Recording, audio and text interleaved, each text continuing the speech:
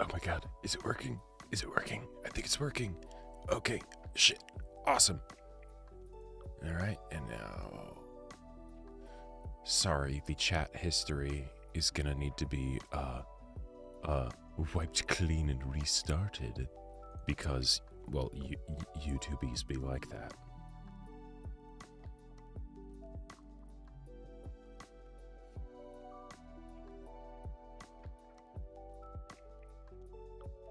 Okay. Boom. We are back. We are back. Greetings once more, yes.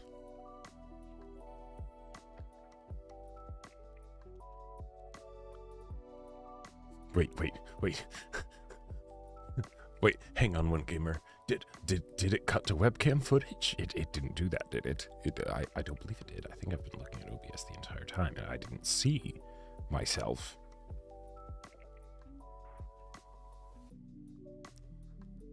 Is that how those things would happen though? Because I remember that, like, I remember hearing about like some VTubers that... Oh, I was just reminiscing. Okay.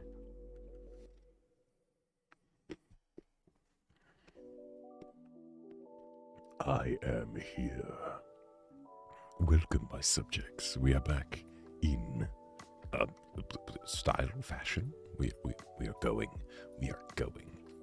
It is a good day to be productive.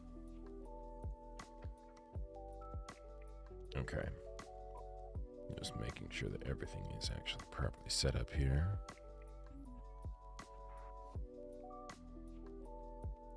Oh, pretty sure it was staged. Okay. I could see that. I could see that. That is something that I often wonder about. Like, how much prep goes into crafting the VTuber persona? Because, like, you know, because, like, the obvious one is, like, the voice and mannerisms and all that stuff, right? Like Shy Lily. She has her very specific voice that helps make her very marketable. In addition to, you know, her model being gorgeous and the booba, right? But what is it like? Because I can't imagine it's that different from like her regular voice. Because like, I can't imagine one that like her regular voice is just like that, right? That, you know, that'd be surprising, you know, maybe. But if it's not her regular voice, how do you get comfortable speaking in a different voice for that long? You know, like, I don't know. Although I guess I've done a fair amount of like talking in different voices, but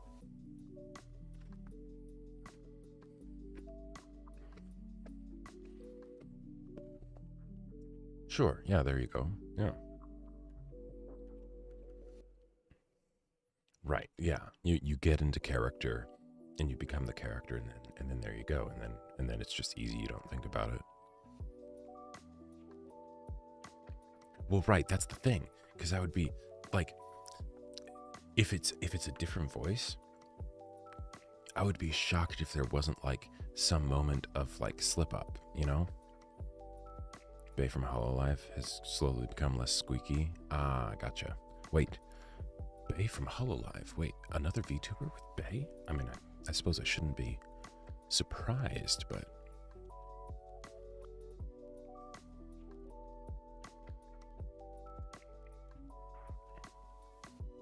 Oh, that's right. The actual rat, or mouse, or whatever. Yeah, rat, because mouse is the mouse. Bay and Obey. Yeah. Okay, alright. Let's actually pull up shit. And yes, desktop audio is off. I'm not quite sure what I'm feeling with writing today. I think I might experiment more with the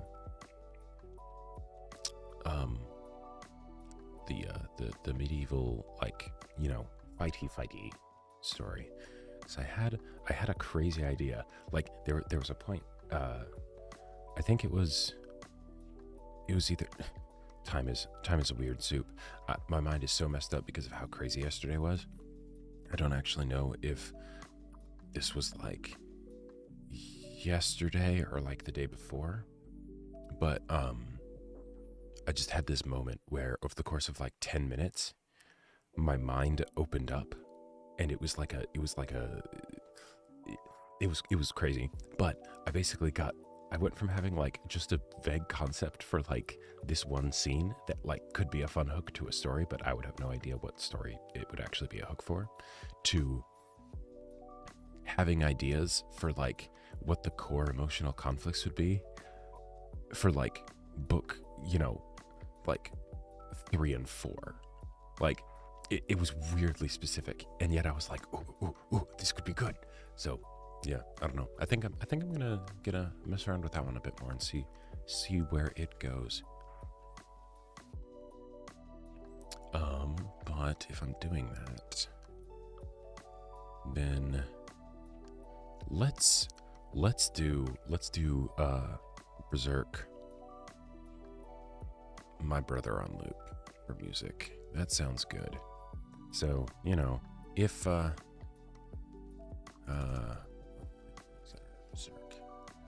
if you are into if you want to like listen to the same music, I'll just link the one that I'm doing in chat.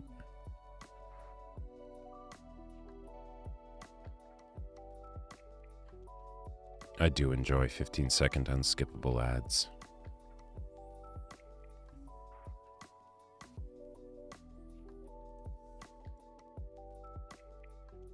And it's plenty high energy for a stream this early in the morning. All right, that's the music I'm listening to. Let's fucking go.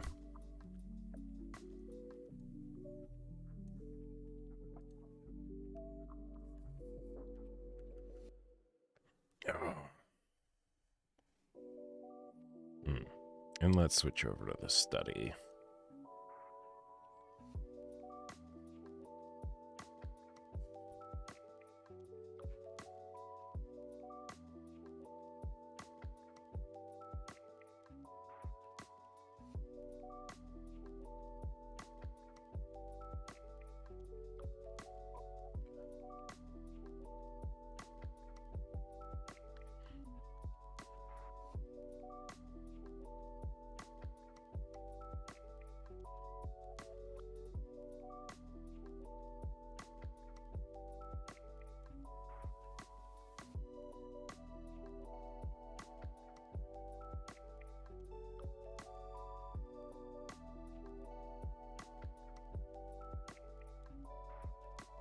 So what are y'all working on today?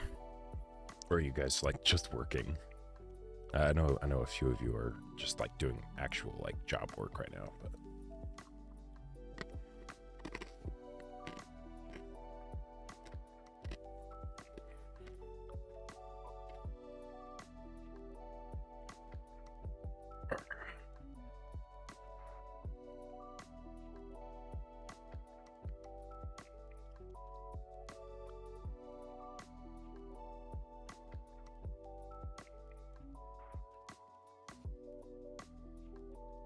hey, welcome Helen Wrath.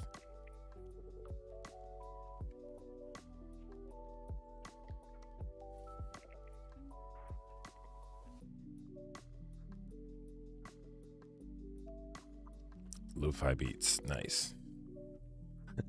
Just chilling with lo-fi beats. Nice, very cool. It's fun wordplay there.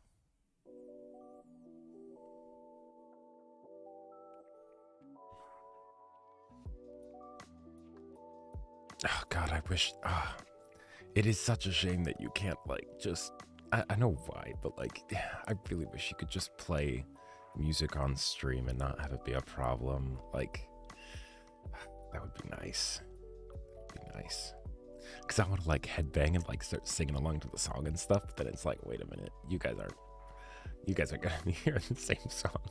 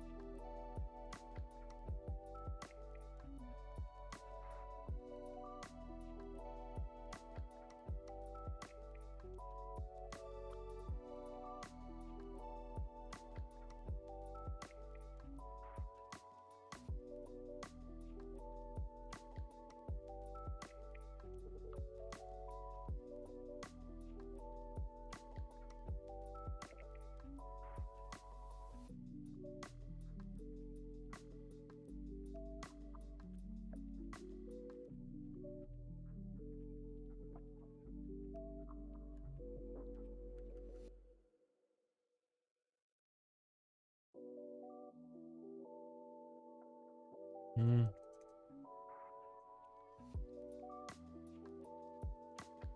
You know what? No. I don't want to force this story.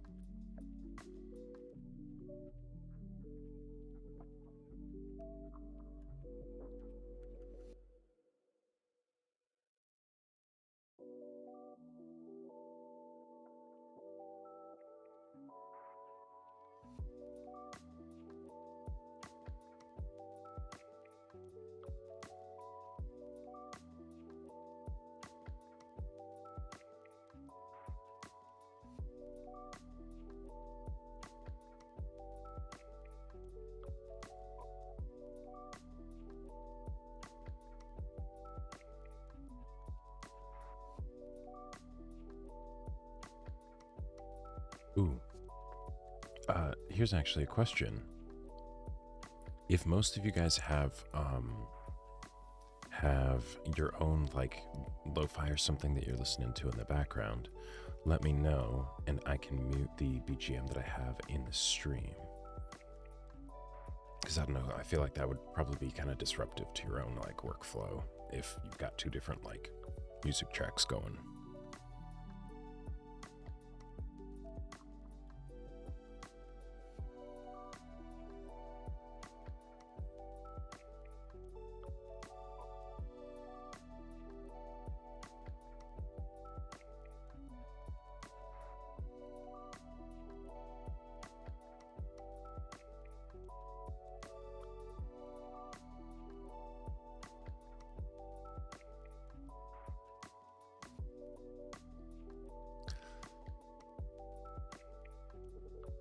Okay, sweet.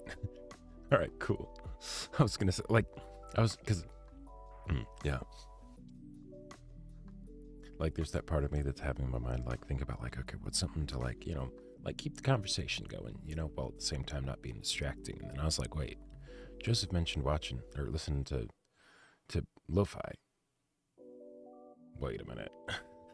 Like, does he just have, like, two different, like, lo-fi playing at the same time in his headphones? Didn't realize, like, oh wait, no, the BGM that I play is also lo-fi.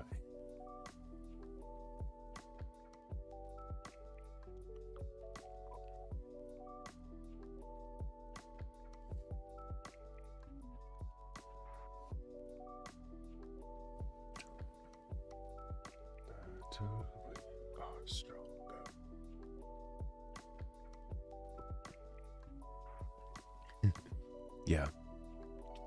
I've done that too. That was when I realized, like, hang on, maybe I need to unplug a bit and touch grass, because, like, it wasn't that I was listening to two, it's that I started trying to listen to a third. and at the same time, and then I was like, wait, what the fuck am I doing? like, like, yeah. Cause I could kind of do it. But like, it wasn't fun at that point. It's like, wait, am I just trying to turn myself into a receptacle for like absorbing information? Or like, I don't want to just have it be where I'm like, actively doing nothing but just sitting and listening to shit, like that, no, like if I'm doing that, I want that to at least be like relaxing,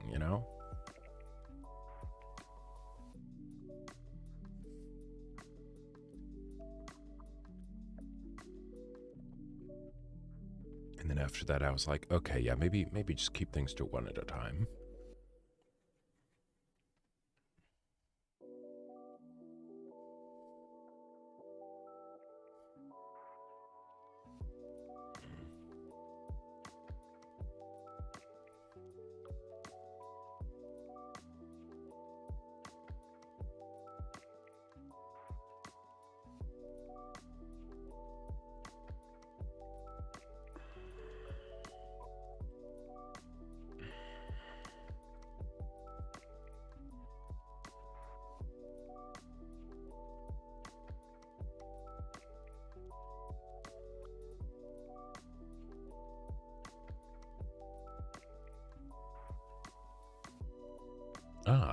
Exactly. I see.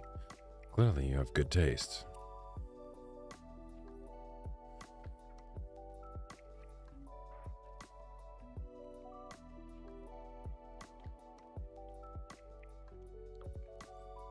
Although, wait. Do you ever get confused who's who? Because I've been told I have a very similar voice to a certain anime watching brother. Like, because then, if you get to the discussion segment, and then, but like, because the thing is, I've oh, what was it? There was a point where I was doing something similar. I don't remember exactly why. Whether it was because I was actually like watching like a video while being in like a VC with my brother, or if I was like looking over a video for like editing reference, type stuff. But like hearing simultaneous conversations from the same people is weird. It's like, because you could figure out who's talking about what because of the context, right? But then it's like, yeah.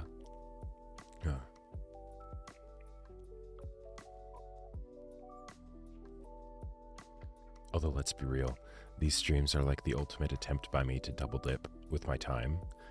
Because it's like, yes, I can stream and write at the same time. There we go.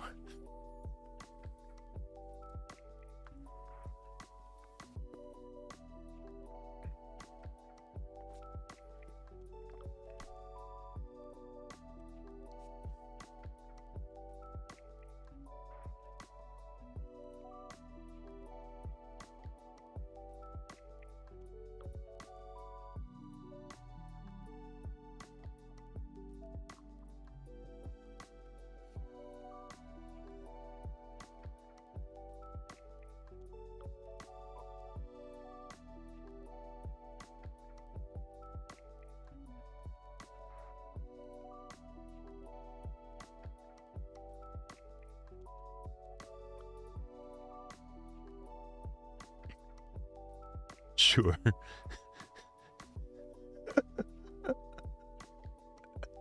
Yeah, I imagine that might make it a bit easy. Yeah.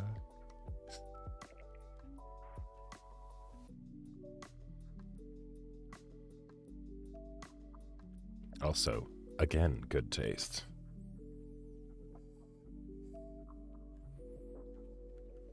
That's a good one. The anime you're talking about specifically.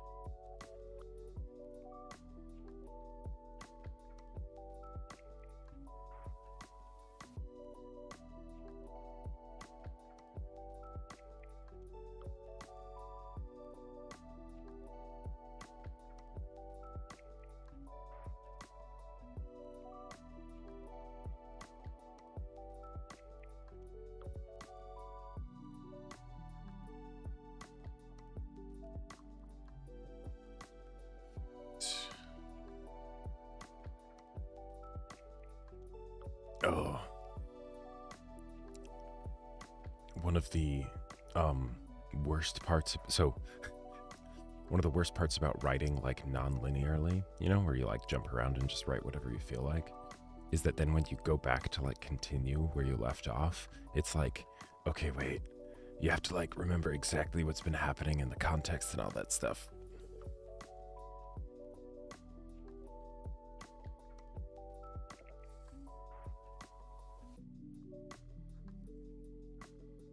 Oh, nice.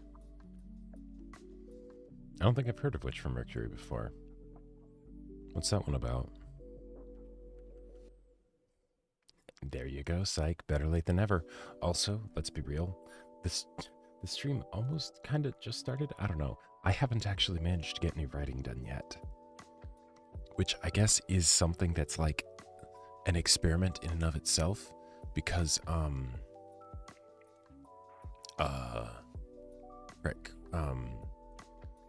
because the previous stream started with the hentai bracket tournament brackets and stuff, right? And then on top of that, just everything being fucked because I woke up way too early. I didn't really get any writing done, but I wasn't like, I got a little bit of writing done, but like not much, but I wasn't surprised by that, right? You know, because it's like, okay, yeah, whatever. But now I'm like, okay, wait, get into that writing mode while also wanting to like be entertaining for chat and everything. But then like, oh, wait a minute. Yeah, it's odd. Yes, exactly. Tolkien is one of the worst authors to draw inspiration from for like how they did their stuff, because they literally dedicated their whole life to like their world, and that's just not duplicatable. Like maybe you could, but that's a big gamble. Like, 'cause wouldn't it suck to do that? And then it turns out like, no, that actually wasn't a story worth dedicating your life to. You should have kept cooking, you know?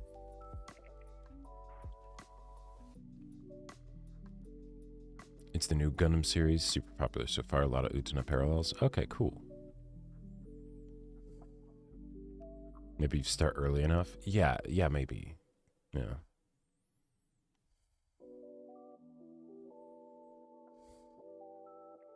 Wait, what, Joseph? What the fuck? What the fuck? Did he actually do that? No, you're crazy. Of course, maybe that's after like years of writing, you know? And I guess back then I could see that happening because like, you would at the very least need to reread, like if it was like years later, you know, because like some big thing happened or whatever, then maybe you at least reread your whole manuscript up until that point. But goddamn. Hey, welcome back, Shane. Didn't miss that much actually, because VTube Studio issues are figured out, and now I'm figuring out how to actually focus on writing while streaming. You take a break and start the books again from the top. That is ridiculous. That is ridiculous.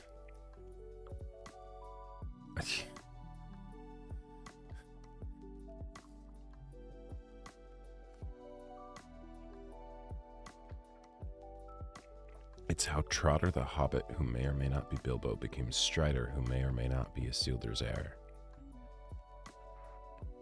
Wow. Wow. Yes, the compulsion, I get that. Well, because, okay, actually, hang on. I'm going to put the Berserk, my brother, song on pause for a sec.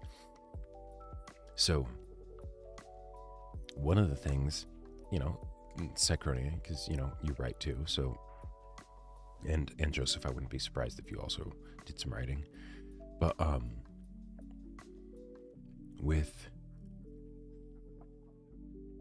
one of the weirdest things that I've experienced with regards to actually writing a book and actually like going through full manuscripts, right? I hear it was like this with Battle Lines too, even though I didn't write it and all that stuff, yada, yada, yada. If a manuscript takes you like a year to write, right? By the time you're done, you'll be like a different person to some extent, and like, you know, your tastes will have changed, you'll gain new perspective, you'll become a better writer, all of this stuff. Yeah, just hearsay about battle lines, you know, it's passed to me along the grapevine. But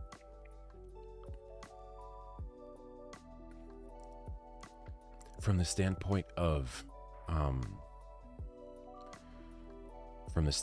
making the draft feel holistically like it follows from one thing to the next and it has a singular vision, that can be really tough, because as you go, you get new ideas, you riff on your own ideas and things like that. And, you know, that's where the editing and the revising and all that stuff comes in to make it seem like this was all your idea from the get-go. But, like, because of that, like, you know, hearsay, of course, for battle lines, but with battle lines, what I hear is that there was a lot of points where it was like, okay, draft 2, you're basically just rewriting the whole book anyways, right? You know, draft 3, still more or less that, right? Like, the amount of time that you're essentially just rewriting the story, I could see it actually making sense to just drop the pretense and just do that straight away, because then you don't have to go into editor mode, right? Because, like, that's one of the things that I feel like I'm still trying to figure out with regards to revising, is that, like, if I don't like to be thinking about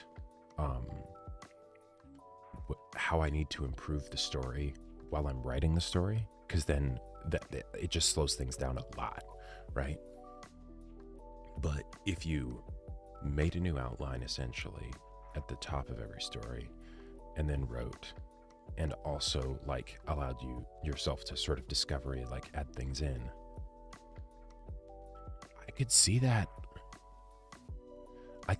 not actually being crazy for the first couple times that you do it. Like, yeah. Hey, welcome, Sean. Jenny boy. My general writing strategy, and I use the term loosely because I can never actually get any done, is to let all the scenes my brain wants to put to paper pile up, then work on connecting them. Oh, okay. Sure.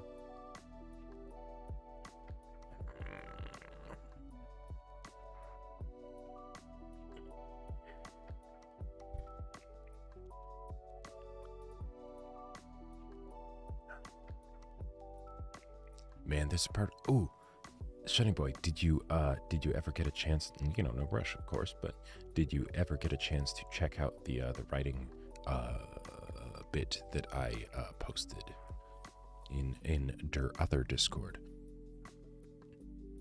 There's a part of me that wants to just put like some of the pieces that I'm working on just up on stream, you know, to like so that we can like go over them together and like, you know, just talk about it and stuff, like workshop kind of. But at the same time, yeah, I'm not entirely sure that's a good idea, but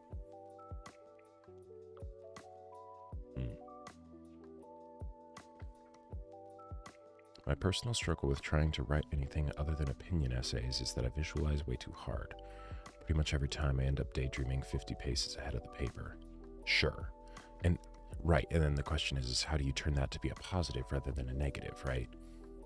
Like, I have, for The Great Wizard is Dead, I have the whole set of final fights and everything absolutely planned out in my head, and a good portion of it written. But for like the heist that I mentioned in yesterday's stream that I need to fit into like Act 2 essentially, I don't really know how to do that. Like, and then I end up avoiding it and stuff. So like, I switched from the what I've been calling so far just the Great Sword story, to The Great Wizard is Dead, and then I was just like looking at the stuff that I have, and I'm like, oh, fuck, wait, where do I actually like start writing again? Welcome, Jartoons. Welcome. Sounds fun, to be honest, but up to you. I'm a sucker for sneak peeks. Okay, yeah, let's actually do it. You know, let's... One of the things that I've been wanting to get more comfortable with regards to streaming, well, no, one of the things that I want to improve is being more comfortable streaming, right? And just sort of like riffing with things and like, you know, letting things be casual, you know?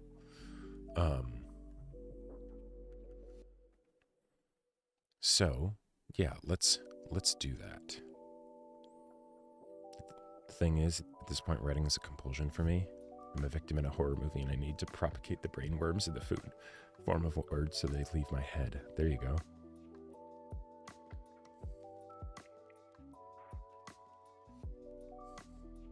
I have a Google Doc dedicated to my thing that's almost 200 pages, with top and bottom page margins removed. Size 11 Arial. Damn. Way to go, One Gamer. And that's all like one draft? It's not like multiple or anything? Good job. Okay, so. Alright, let's pull this shit up then. Alright, would this work? Or, wait, hang on, that wouldn't.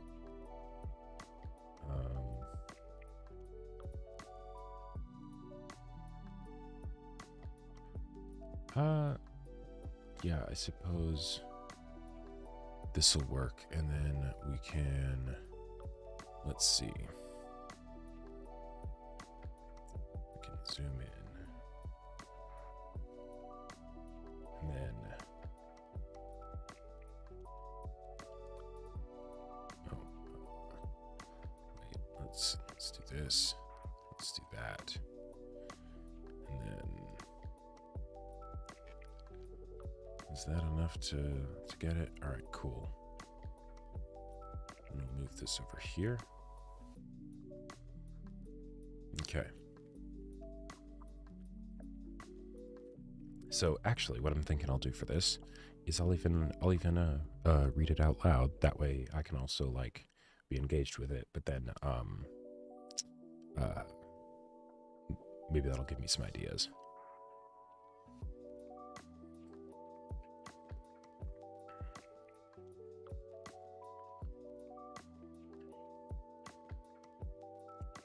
So this was essentially an idea that I had as just a potential hook for a story, because I had been looking into like medieval sword combat and stuff because of the fencing lessons and things.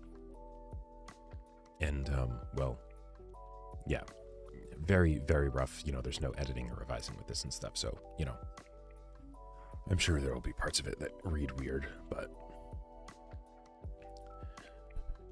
Chapter 1. The midday summer sun beat down on Turga with an unrelenting indifference. Her steel cap slipped a finger's breadth down her sweat-soaked brow. She rested her spear against her shoulder to push it back up the palm. Damn thing never fit her right. Worse, a surprise shower the night before filled the air with an oppressive, suffocating heat unusual even for the already hot summer. She tugged at the collar of her gambeson to make breathing just a bit more comfortable. She would swear whoever came up with the idea of using thick, heavy cloth for armor had to have been a particularly sadistic noble. A quick glance around at her line mates showed no officers nearby to chew her out. Good, because this place had become like a damned bog. Oh, it's supposed to be like a... hang on. Like a God's damned bog. Why would there be a dash if there's nothing there? Not a drop of water could be seen from where she stood at the front line all the way to the distant horizon. The cracked, parched earth could not be slaked by the short rainfall last night. No, the army itself was the bog, a sea of people, most bigger or taller than Turga, each of their sweat and fear adding in their own different ways to her current struggle to breathe comfortably. She lifted her nose, catching a faint whiff of the cleaner, fresher air that drifted above them. Cap started to slip back, but she caught it. Blackbirds circled overhead. Crows. Hundreds of them. A horn sounded off from behind her. Enemy sighted. After forcing a quick swallow through her dry throat, She tightened her cap's chin strap, and picked her spear back up, fingers locking her into a death grip. As fear of the coming battle spread through the ranks, Turga heard someone ask, "Where are the toupees?" With that one simple question, her fear mounted tenfold. At this moment, she stood in the front line of the army, vanguard, but she wasn't supposed to be. None of them were. They were peasants, farmers and laborers for the wealthy, conscripted into the army with minimal pay, armor, and only a single spear for a weapon. The toupees were farmers too, but they got double pay in exchange for scale mail and a permanent position on the front. But they weren't here. And looking ahead, she could see the dark line of the enemy forces and the glint of the sun reflecting off their spearheads. The wait while the army approached was torture. Not because of the sweltering heat and desperate thirst. Aye, those were bad. But no. The dread's what got to her and her line mates. They'd never taken the brunt of a charge before, but they'd seen it. Madness it was. Weren't no better word for it. Sky was blue, mountains were big, and the front line was madness.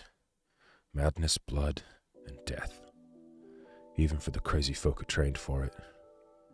What? Were their gambesons supposed to turn a pike?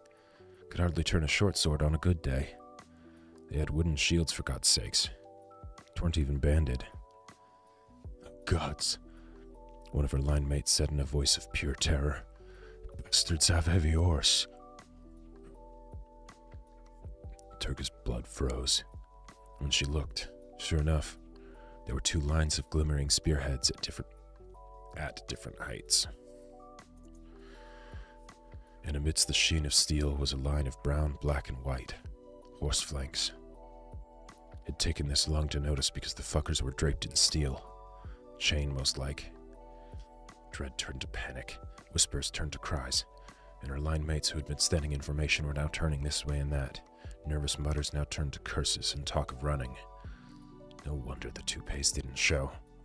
Even with scale mail and a proper pike, he didn't just stand against a charge of heavy horse. No one could. Turk had only seen heavy horse twice, and even from the back it felt like a goddamned earthquake. First time she'd been 12 lines back, the second 19. Even slowed down, the charge reached her line every time. And just when you'd picked yourself up off the ground, you had to prepare for the charging footman. She chalked her survival up to sheer dumb luck. Not even the gods could save her from a charge if she were on the front line. Might as well try to blot out the sun. Look alive, you sodden cunts! The gruff voice cut through the din like a knife. It belonged to a grizzled bald man with too many scars on his face to count. Sir Alistair Wren, captain of the missing toupees. He glared at them with his one good eye while continuing to bark orders. Also, I'm not going to bark actually that loud because the wife's sleeping. And also, pardon the French, this guy's very foul-mouthed. If I see even one of you out of line, I'll gut you myself and fuck your skull. The glint of battle madness in his eye told Turga he'd do it too. She and her line mates all squared up, though they couldn't help the nervous glances toward the approaching line of heavy horse. Those mounted shit stains are dying today. Every fucking one. You're gonna pick their teeth with their bones and dance on their fucking corpses. Turga liked much audible material. Awesome. Awesome sake. Turga liked Sir Alistair's words. Well, she didn't believe them. The old soldier certainly seemed to, and that gave her some small courage. The man was clearly mad, but he'd survived this long. If you still feel like running, look behind you. See that line of giant-ass swords? Turga did. Sure enough, behind their section, rising over their heads, was a line of swords pointing for the sky that looked more like pikes than swords. Them's the 5 pays, Sir Alistair barked. Personal gift of the king. She'd heard of the 5 pays, an elite unit where each soldier was paid a captain's wages if the rumors were true. Forget scale mail. She'd heard they got half-plate and the best weapons money could buy. If even a single one of you turns coward, they'll kill the lot of you and turn those heavy horse to mutton themselves. Gripping her spear a bit tighter, Turga looked to the line of heavy horse and swallowed. Now prepare for glory, maggots. Today, you become heroes.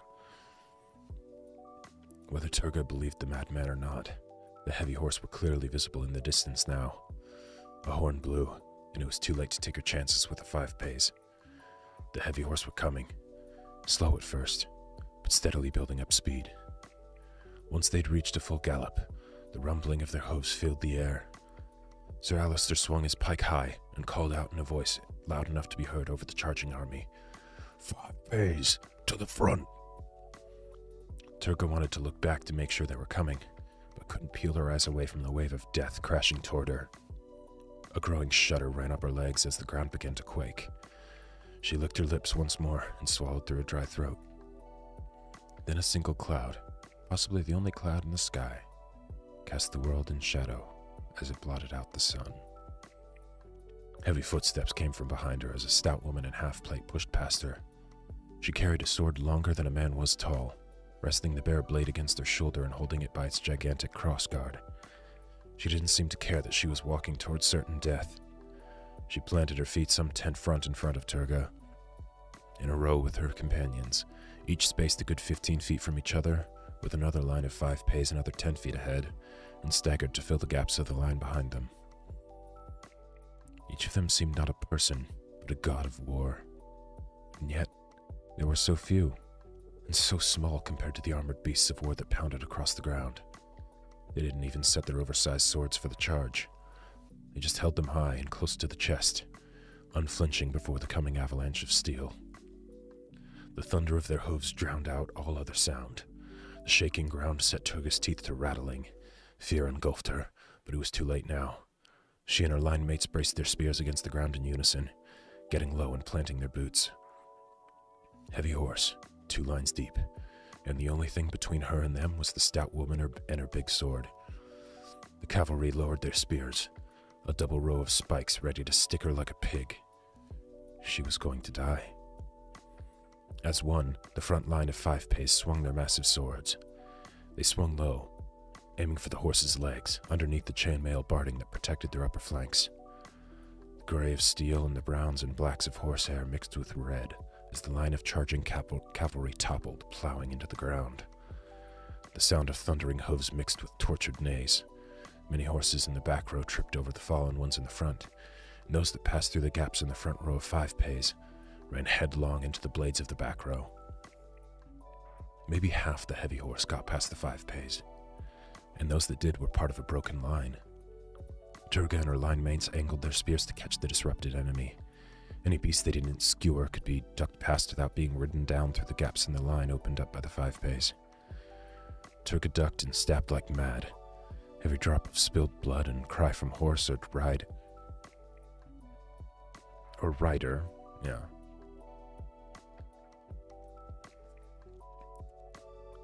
was a drug that drove her into a frenzy on her desperate search for flesh.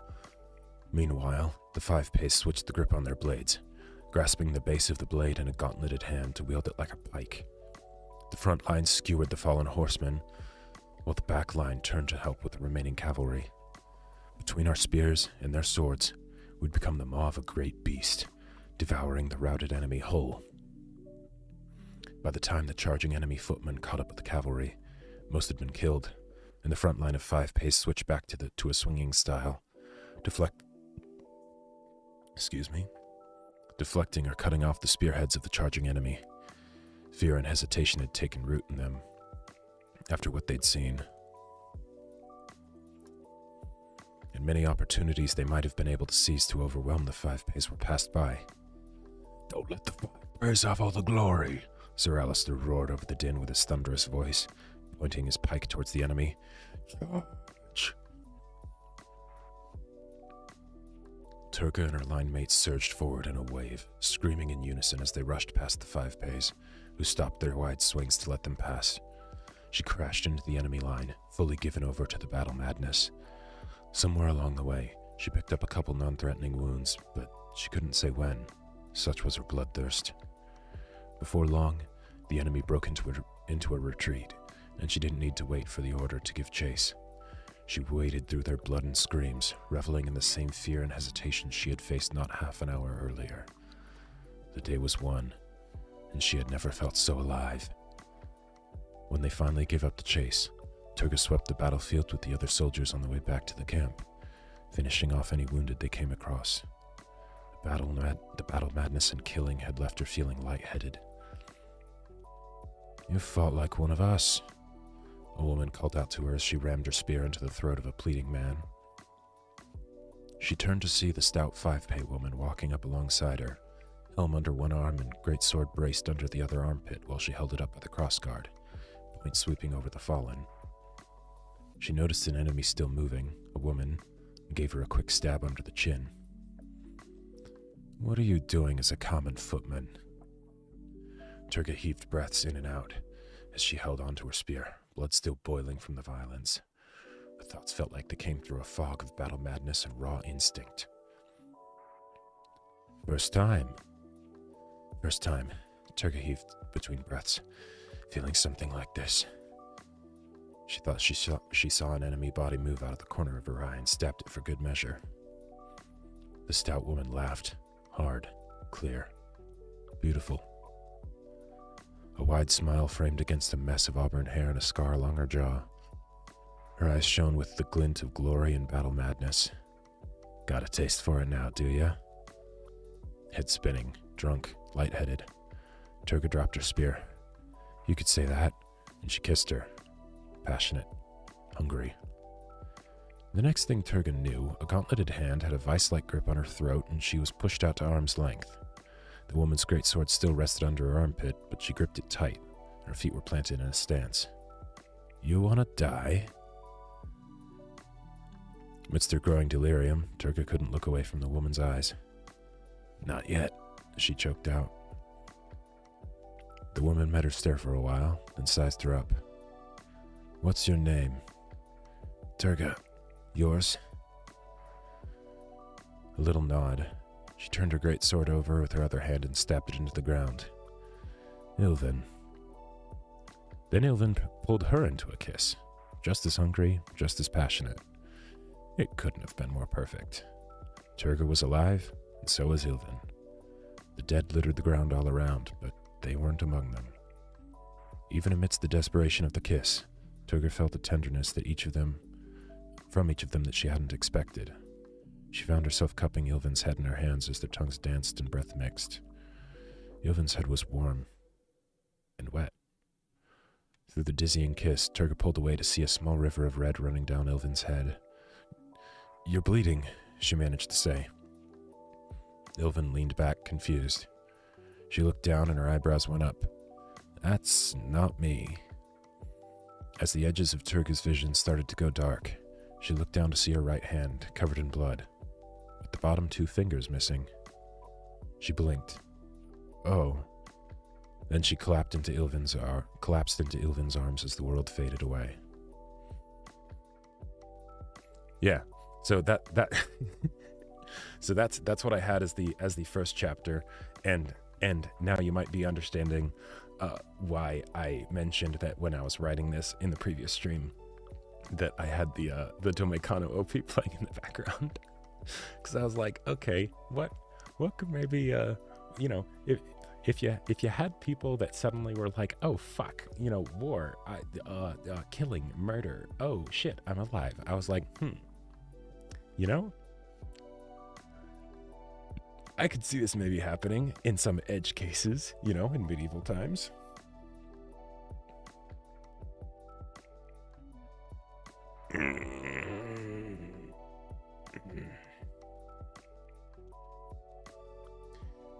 But yeah, so that's what I have for that chapter so far, and I kind of like it as like an aggressive, like making out with a stranger after a blood rage sounds pretty Domeikano. Exactly. Maybe not in detail, but in spirit. But yeah. So then I started having all these ideas of like, History will say they were roommates. Yes, exactly. But I started having all these ideas of like, oh, okay, now you have an emotional core to the story, in addition to like the, action and violence and all that stuff, right? But yeah, because then I was like, okay, then you could have like it be, the more like go into more of like the tropey stuff where it's like, okay, now this person has to like become one of the 5 Pays and like learn how to actually use a sword rather than a spear, and then get one of those big ass swords so that they can, all that stuff, right? And it could be super cool. But then I was like, wait a minute, okay, that happens for like book 1, right? And then maybe book 2 is more of that, and maybe you have a whole situation where like, they end up becoming outdated because like technology advances and just no one ends up using those big fucking swords anymore because like say, you have the whole Agincourt thing where like the longbow replaces counters the heavy cavalry, right? And so then the big armored knights aren't as much of a thing anymore. And then it's sort of like we're not needed anymore, that whole thing. Well, no, not Dragon Slayer, Joseph. Apparently, oh yeah. Chapter 2, pain. I had like a sentence that I was gonna write after that, but then I was like, I'll get that later. But I was like, I'll just leave pain for like the first word, because, it would start when she like wakes back up in like a hospital bed or something. But where this came from was because when I was reading up on like medieval weapons and things, it got to the point where hey, Okbak, welcome. Where I started reading about the difference between a longsword versus a greatsword. And for longswords, it's not as clear cut as you would imagine, But the idea is that a longsword is primarily a 2-handed sword that you can use one-handed, right? So that way you can grapple with it, you can like twirl it in the one hand, you can draw it from like a scabbard on your hip, things like that, right? Whereas a greatsword is something that is more supposed to be used as like a pike or a polearm, like because you can't actually, like if it's, greatsword, like the Zweihanders, for instance, right? If those are bigger than a person, you can't actually turn that over while holding it, right? So that's like, that changes the way you have to fight, because you just can't do that. So if any repositioning that you have to do is going to be different, right? And I read that apparently there was a thing that people would try and do in history where they would try and use the Zweihanders to specifically try and cut the legs out from underneath charging cavalry. And it was like a very dangerous thing that they would try and do, but that was something that they would actually like sometimes be able to do. And there was a story, which, who knows if it's believed or not, right? Or to be believed or not, of a high-ranking noble guy, who had big fucking compensating for something Zweihander, right? And if it was to be believed, he cut down the legs of 3 charging horses in one stroke at some point in his life, right? Definitely the kind of thing that would make you feel and seem like a god, right? Because like the cavalry was everything back then. Like you just, like what do you do, right? You've got a big fucking animal charging towards you, and in fact a line of them. Oh, and there's someone on top that's trying to kill you, right? It's just, you're fucked. But oh shit, that's awesome, Shiny Boy. I would love to talk to you about that kind of stuff. I think there was a character like that in Kenshin. Oh, cool. Nice. But yeah, so that was where the idea for this came from, because then I was like, oh, that would be so awesome as a thing to convey, like, because that feels kind of anime if you think about it, right? Like it's very cool, very brutal, very risky, but based in reality enough that you could have a story about it and not have it seem like you're just introducing superpowers or whatever. Oh yeah, I literally started thinking about how it would work, of like, maybe you get like a practice sword that's like blunted or whatever, and you're not swinging hard for the horse's legs, but like maybe you put like some material on the blade so that way you can like afterwards look and see where you actually struck the horse on the legs, you know? Or like, you know, just learning to like take hits from like when a horse runs into you, you know, that kind of stuff. Couple questions about the kind of tone we're going for here. There seems to be a sort of desire to convey both the organized killing and rank and file combat, but also the brutal frenzied chaos. Yes, exactly. Yeah. Like that basically it's a meat grinder, and you might have the badasses who seem like they're invincible, but at the same time it's all just, you know, oh fuck, oh god, you know, what the hell's happening?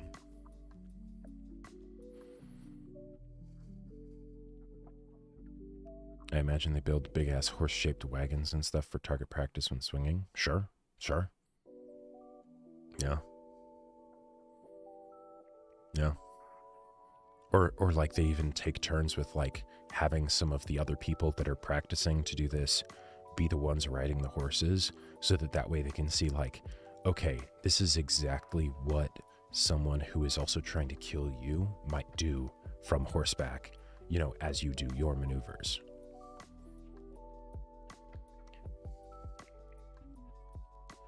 Yeah, exactly, Ockback. Newer technologies would feel like superpowers when first applied to the war. The radio, for example, yep, game changer. The railways. The first time railways were used for troop deployments, it was insane. Yeah. And so, if you had something where all of a sudden, you know, some country figured out, we can actually, like, fairly, like, reliably just fuck over a line of charging horse, that'd be pretty sweet. Like, that would be pretty fucking sweet. But yeah.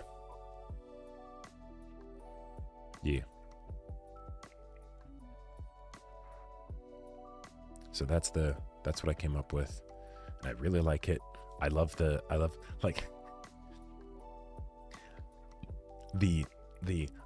start making out with fellow soldier, you know, after a blood rage, you know, with a stranger, you know. Basically I was like one, it's spicy in the way that I like.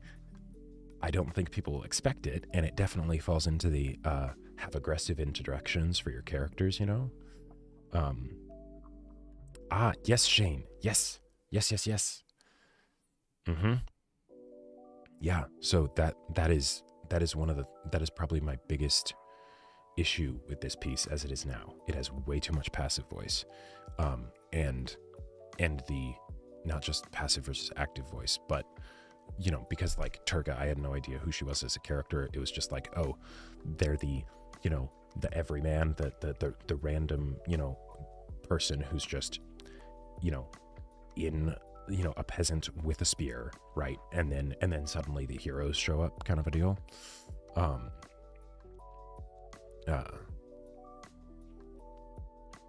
But yeah, so this is very much the kind of thing where like this would probably be one of those rewrite for like completely for the second version of it, in order to make sure that there's as little passive voice as possible, you know.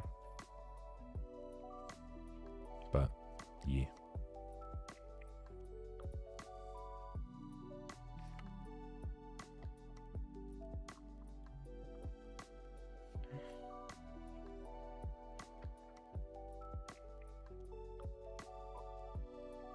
I could absolutely see that happening. Yeah.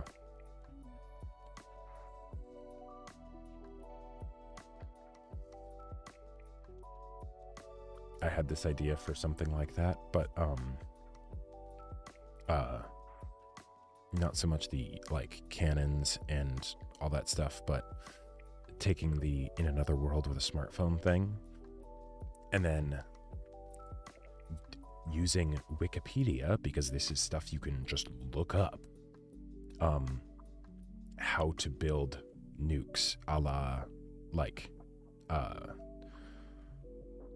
forget the name of the two that were used in World War II, but the small one, the smaller of the two. You can look up how that shit is made on Wikipedia, and like theoretically that could be done in a medieval setting. Like theoretically, if someone had like, you know, the you know, access to the internet.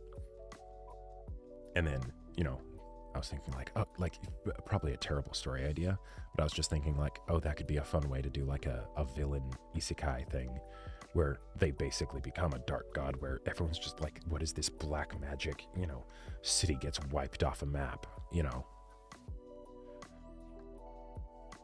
And then you have like the heroes trying to figure out like the secrets of the black magic so that they can stop the MacGuffin essentially at that point.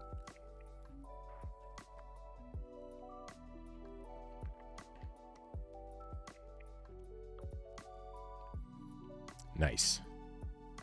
That's fun. That's fun. Yeah, exactly. By the way, have any of you seen the D&D movie? It was a lot of fun.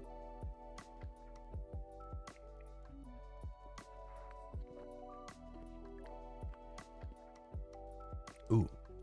The place where I felt active voice was the most jarring was the mention of the Gambazon.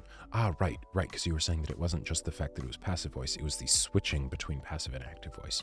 Right.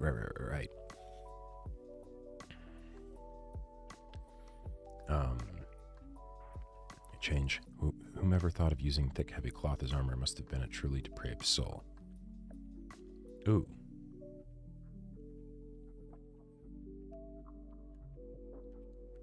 Yeah, I like it.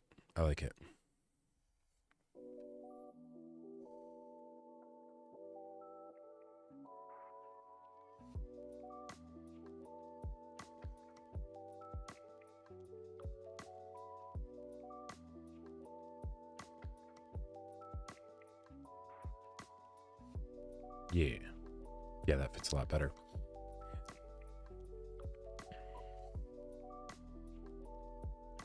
I did see the D&D movie. Yeah, it was fun. No, it wasn't quite that level psych, but it was pretty great. They did a good job of making the characters in the party feel like a D&D party.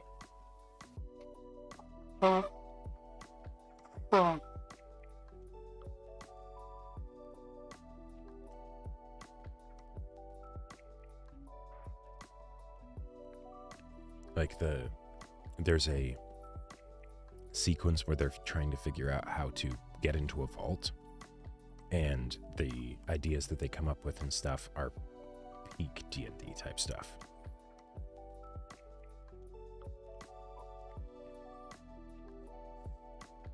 And they made the point of going over the whole haha fuck your plans DM. Wait, what was that? Which part was that? I didn't catch that. I definitely recommend checking it out when you're able to, Shane. It was a lot of fun. The bridge scene.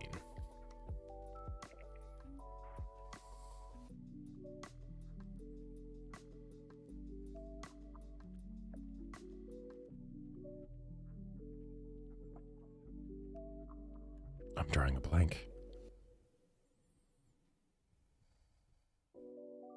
Maybe it's just because I'm early and my mind isn't working properly yet. Hey, nice, Shani.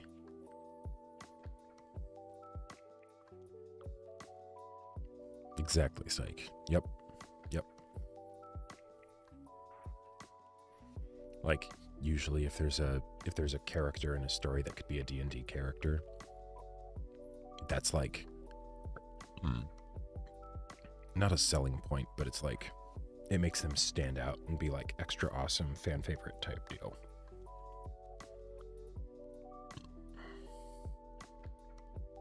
They had a whole convoluted puzzle for the bridge and it just goes out the window.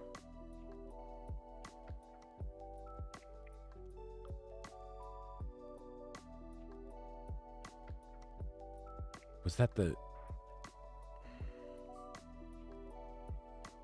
I just must be not picking up on the bridge part. Jack Sparrow off the top of my head. Yeah, and that literally is the thing that makes him like, you know, a legend in the world. Yeah. So are you talking about when it's like they're dealing with the wagon that they need to get into, or like, oh, during their expedition to Underdark? Right. Yes. Yeah. No, that. Right. Oh yeah, that was beautiful. Yep. Yeah. If you trigger this complicated trap, then the bridge will fall. Oh, I see. Okay. And then they just gimmick their way past it. And it was literally the oh, I have this obscure thing on my inventory sheet, on my character sheet from like forever ago. And then, oh yeah, I guess we can use that here. Yeah, that was pretty wonderful.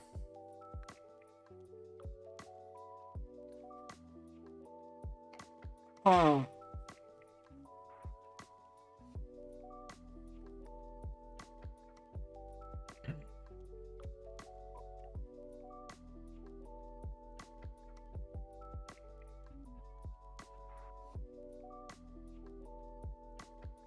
Okay. So we can turn that off.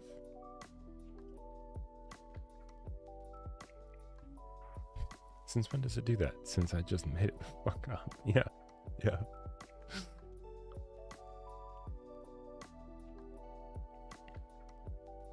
Or like another way to think about it would be it's the barbarian got a magic item way back when, but they made it a gimmick for their character that they don't know it's a magic item, and it's just like, this is the walking stick, right? And then everyone else forgets about it, right?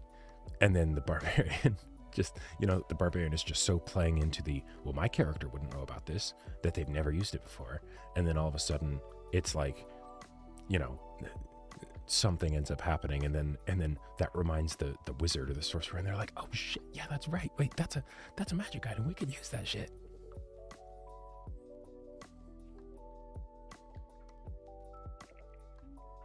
Oh, really, Shane? Oh boy, that's interesting. Was there like, maybe it was like, was it maybe like a language thing? Automata's weird. I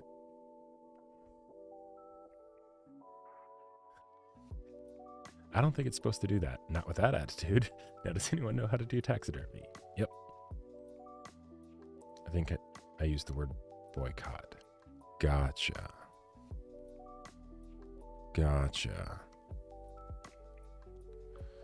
I'm actually just checking to see if there's... Where is the actual window that has the stream? I'm curious. Is there even something that like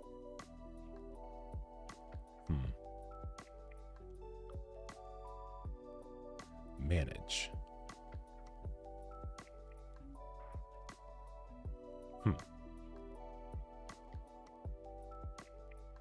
Nope. Okay. At some point, I will figure out exactly how YouTube streaming works and all that stuff, but it is not this day. Yeah.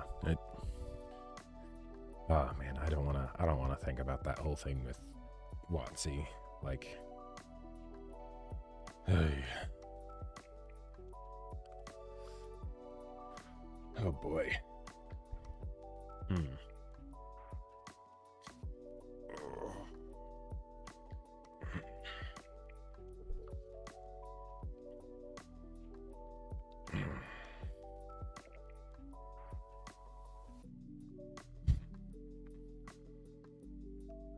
Why is it that it's always easiest to write for me if I'm writing something horny? Like, my general go-to recently has been, if I don't know what to write, I'll just be like, and then the characters started making out, like, or some equivalent. Or like, okay, this is the things that would have to happen in order for the characters to get it on. you know. Can't find a Pathfinder 2 rulebook because they're sold out everywhere. Damn. Oh, shit. I mean, good for them. Good for them. But because your distraction and focus coincide. Hey, welcome, Bad Weather. Welcome. Intrusive thoughts win during boredom. Oh, man. It's true, though. It's true, though. And not always in a good way. Like there was a point in my life not too long ago where I had a bunch of not fun intrusive thoughts, you know, like mental health type stuff, right? And boredom certainly didn't help with those. Like, ugh.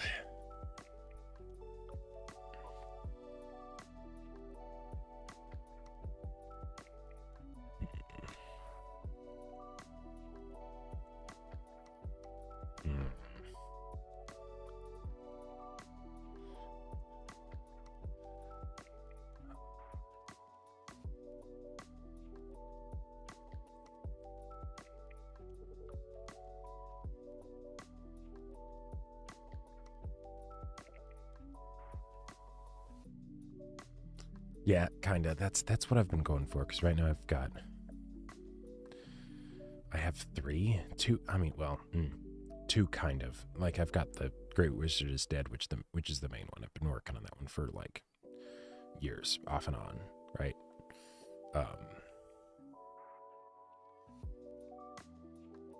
And then this one with the, you know, Blood Rage makeout sesh at the end of the first chapter. You know, which like. You know, like, why not? Why couldn't we have that, right? If you think about it. Like, I think it was Shiny Boy, you mentioned, like, in history we'll remember them as roommates, you know? Like, that's a very, you know, fast and to the point way to prove that, nope, that is not what's happening here.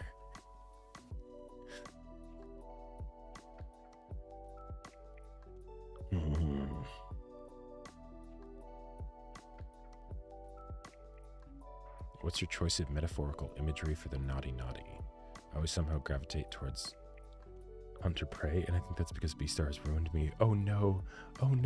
Yeah, that's like some of the worst metaphorical imagery to go to. Oh god. Not judging, I'm saying, oh no. Like, you know, it works in Beastars because that's like a specific biological angle that they're going for. But oh god, that sounds absolutely awful in any kind of written medium where that isn't the inherent, immediate, well understood context.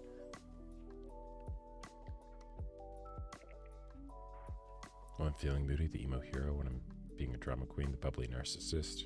When I'm hyper, the demented girl trapped in her favorite game, breaking the plot for her Nanako. I mean, there you go. That last one just sounds great. I think for me, though, in answer to your question, Shane, I haven't written actually too many steamy scenes. I haven't written that many. Like, the one actually, I've only ever written a proper sex scene the one time. Well, okay, technically 2 times, but the first time was like, you know, edgy teen virgin phase, right? For like a fanfic.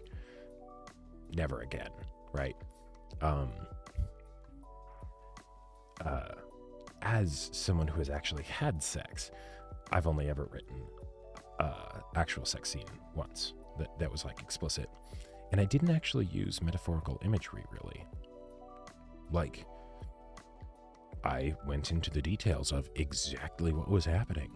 You know, who was choking who was, you know, like who was pinning the arms down, right? Like, you know, like where was all of that stuff happening, you know, and there you go. For that one, it was something where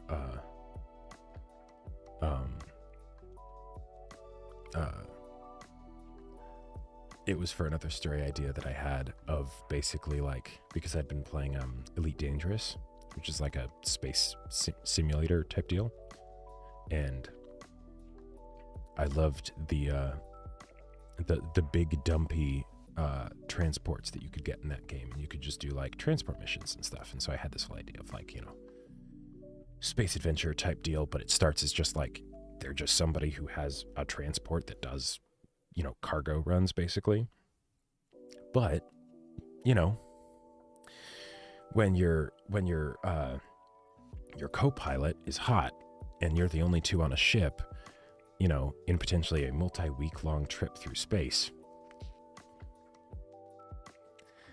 you get up to some kinky shit when that happens, you know?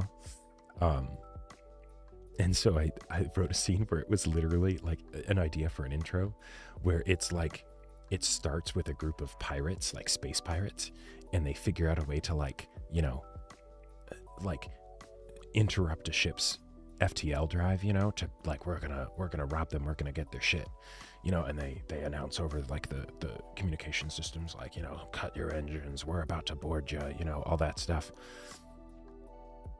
And then it cuts from the pirates saying that over like the intercom or whatever to loud moans and active sex in the cockpit. And spoiler, they don't stop for the pirates. They, like not they don't stop the ship. They stop the ship eventually, but they make sure that they are finished before they stop the ship for the pirates.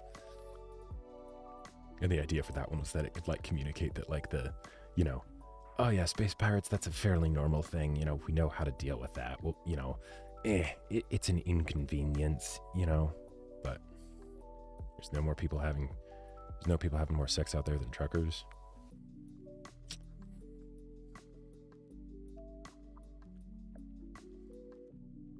When I build a steamy scene in my head, it's usually just exactly what it was, I think. Maybe I fixate on my specific favorite scene. Yeah, you'll get your chance at cargo when I finished. You'll get your rent when you fix this damn door.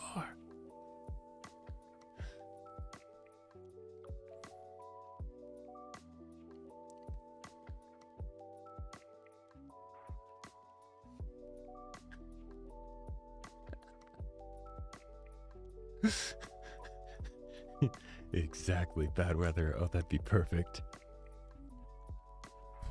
Oh, hey, the shaking from the warning shots exploding off the bow, that actually like adds some spice, you know, it makes it feel extra good, you know, since we're like banging up against the wall or like, you know, on the control panel or, you know, on the floor, you know, or something like that, right?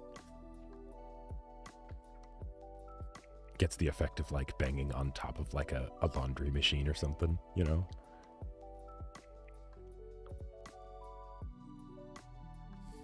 They do it to the rhythm of the cannon's fire. They get on the intercom system and they're like, "Hey, could you fire another warning shot, please?" And they're like, "What the fuck?"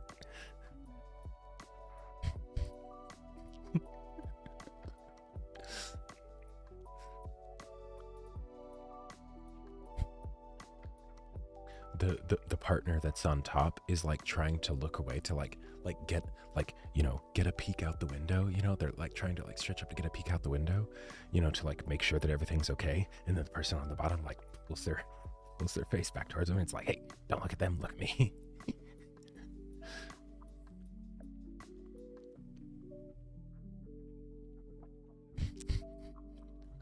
Yeah, if it was going full comedy psych, that's exactly what would happen.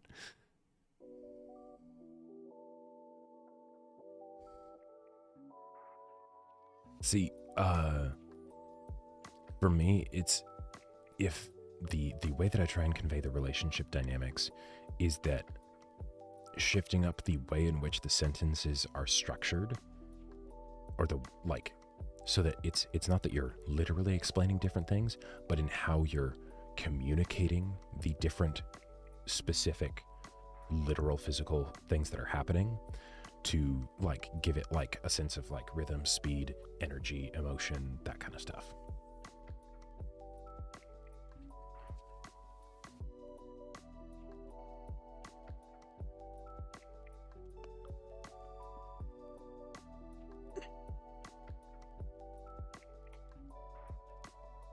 Okay, now that would just be a bit much. Also, I think there's another hole and there's more sucking that's happening. You know, I feel like that might be a bit too on the nose, you know?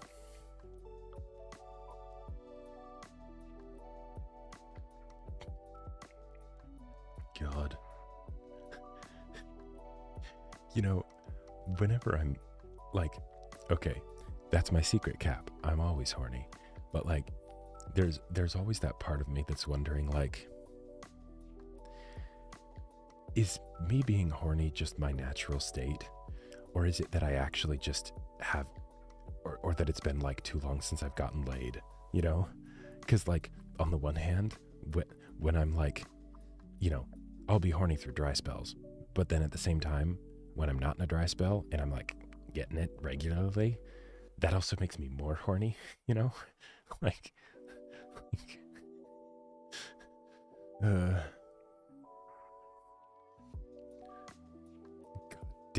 God damn it, Joseph.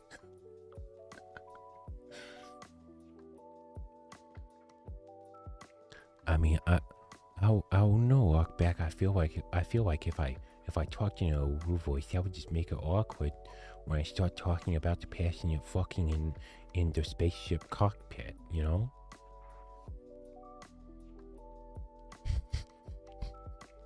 That was a good hint indeed. God damn it. You guys, you got me good. You got me good. The eternal debate, does libido get stronger if you feed it or if you deny it? The answer is yes. It's just, does libido get stronger? And it's just yes.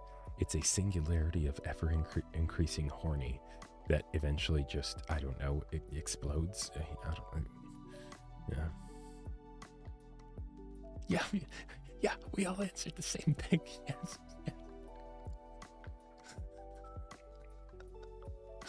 Oh man. I felt pretty bad too, because there was a point when I was taking improv classes before the pandemic, right? And I didn't mean to, but I just ended up getting the reputation for the horny person at the improv classes. Because, you know, and these improv classes spanned me being in a dry spell and me being in a very active relationship. And it, I don't know if it changed it, but like, you know, through both, you know, periods of my life, you know, I just ended up getting that reputation with the improv group for just being like, yep, Obe's the horny one. The reason I'm whispering, Joannis, also welcome, is because I don't want to wake the wife. And no, I'm not actually married, but, you know, many of you know who I'm talking about when I say the wife. Because this is a really fucking early stream, and, you know, okay, well, actually it's 6:50 by now, so it's not too early, but, you know, yeah. It's early on my end, exactly.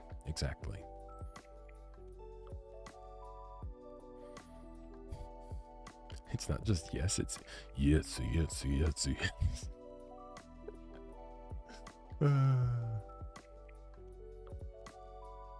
Exactly. Yeah, Jacob's sleeping in the other room. Yeah.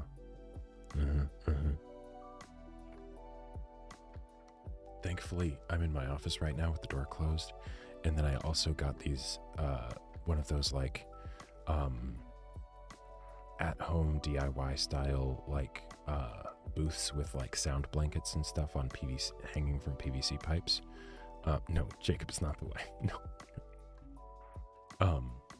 But I got that set up because I was like, you know, yeah, this'll help with just having the space be decently good for recording for VTubing stuff, right? Because it's not. Other than that, the place isn't treated for sound. But thankfully, I'm recording on the Shure 7 SMB or whatever it is, the podcast mic, and it's fantastic for cutting out all background audio and stuff. So even if you're in a place that isn't sound treated well, it still sounds great. You just have to stay, really, really close to the mic.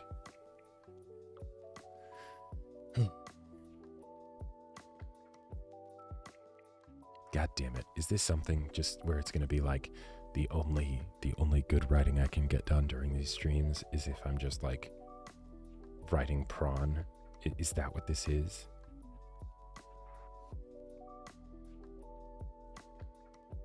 Just ends up being something where it's like, yeah, no, I don't end up writing any more novels that are like regular novels. It just all ends up being erotica somehow. I didn't mean to, it just happened.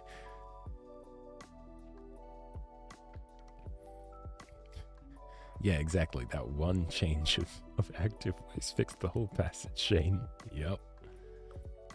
Reject story, return to horny. Hey, the story can be the horny, Like, that's... It's fine. It's fine.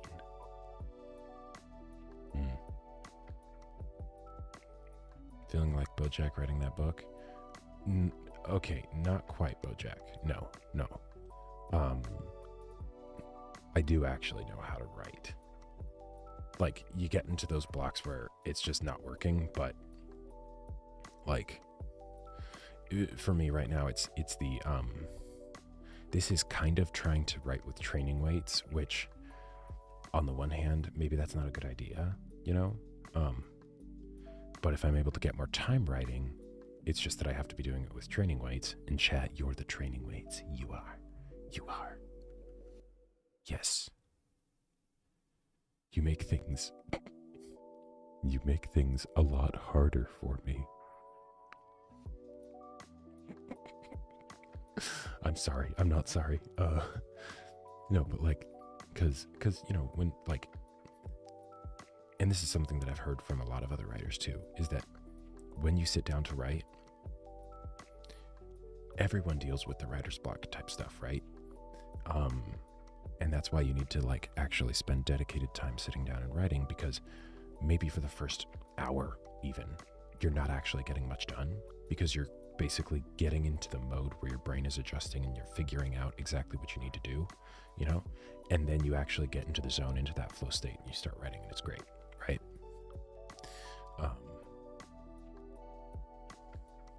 Yeah. It's fair, but let's pull up the document again. I mean, yeah, I suppose we could just revise it even more, but I don't want to go too much into, like,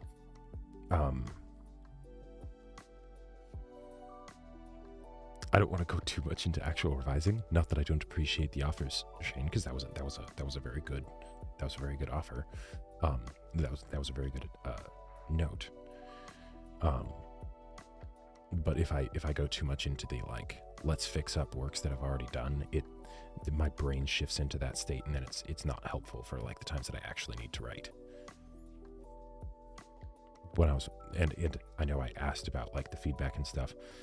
This is one of the other things that's fun and very important to do whenever you're doing like getting feedback on a piece that you're working on, is clearly communicating exactly what you want feedback on, So like having a dedicated writing group where you can figure that out over time with each other is very helpful.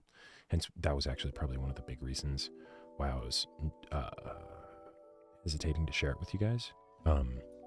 That, and then of course, not wanting to spoil things if this does end up turning into a story where I can actually release it as a full book. But you go for a new chapter, or do you want to run it alone? Well, it's like new chapter of the same story, or like me reading a chapter of a different story, because that's the only chapter I have for that story. That was just a one thing that I wrote, just because I liked the idea of that battle, the making out at the end was just, me having fun. But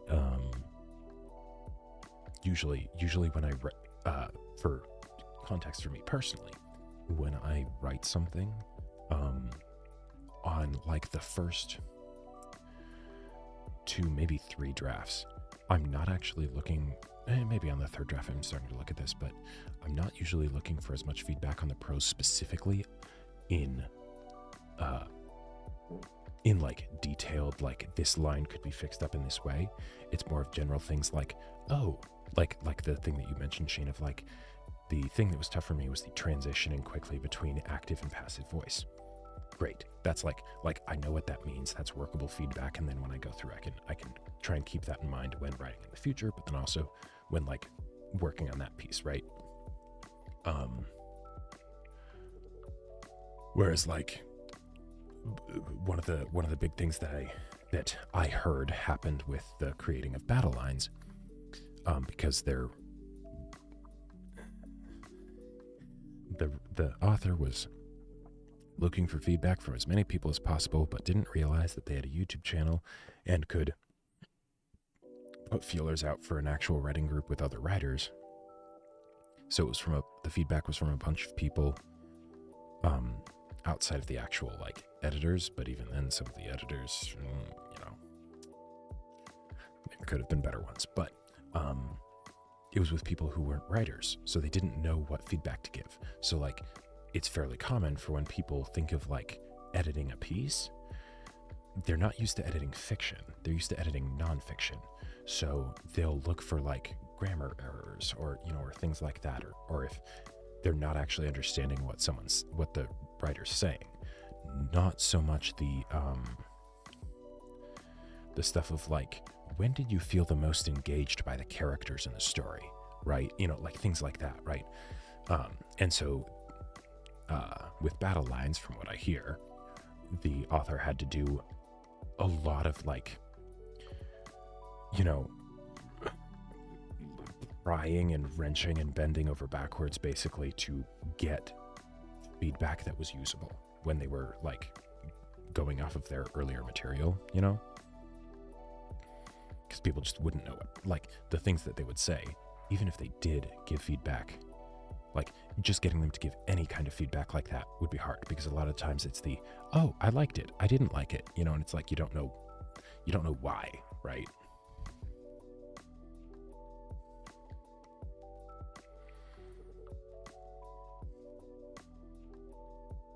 Editing for fiction needs some media consumption skill. Exactly. Because otherwise you just don't know the language, right? Like when once I got my writing group, I stopped asking for feedback from anyone who wasn't a writer. I literally just went to them for feedback, because it's a whole different language that we can speak. And if I go to like someone who doesn't write, they won't know what to say. And it's just, yeah, it's a whole thing.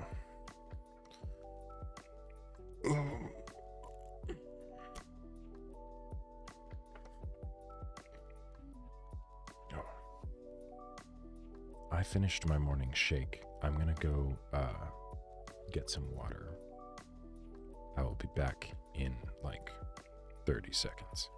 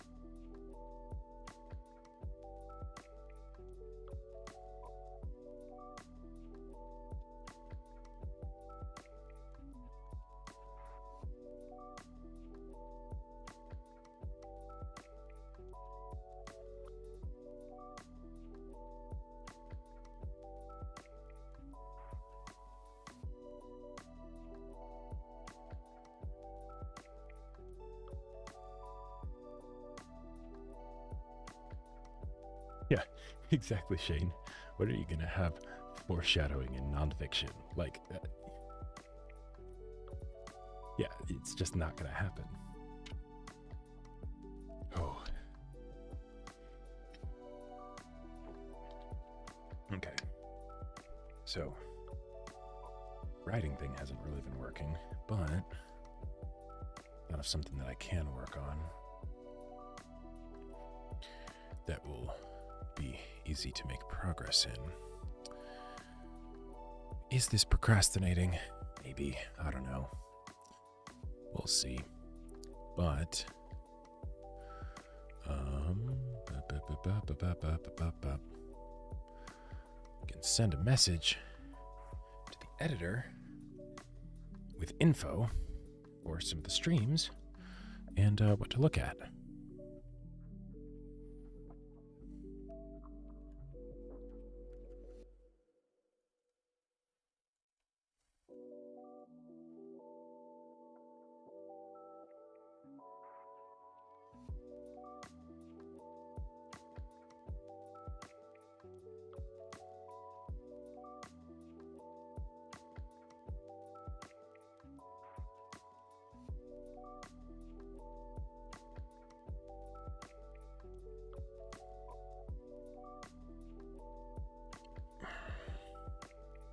I've been trying to get better at when it makes sense with the stream that I'm doing to note down times to give the editor for the sake of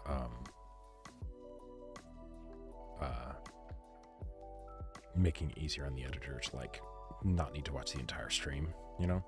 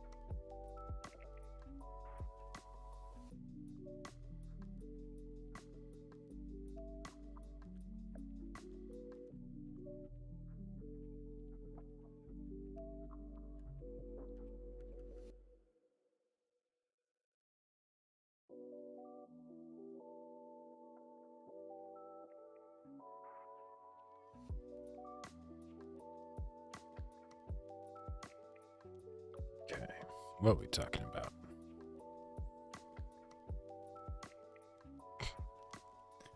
Yes, exactly. You know, it's yeah. Having chat edit your book, guaranteed New York Times bestseller. 100% knockback.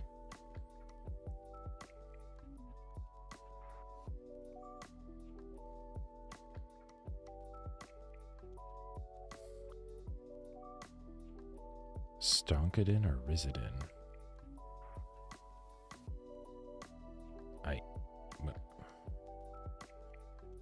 Yeah, are you talking about like strength versus charisma? We vibin'? Yes, we vibin'. Titty goblin? We vibin'. Although I may end up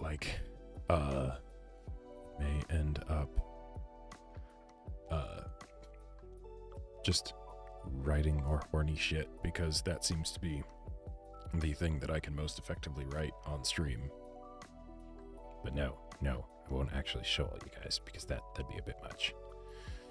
It's really, mechanically, it's really hard for me to ever justify doing a strength-focused paladin, Shane, because why do that when I can just take one level dip into warlock and be a charisma paladin and just need the one stat and then, maybe con, right? Because in 8 levels, you could be an Oathbreaker paladin with charisma to attack and double charisma to damage, and Polearm Master and charisma to saves, and that's just really fucking hard to beat. Yep, it's just, the horny is a powerful thing.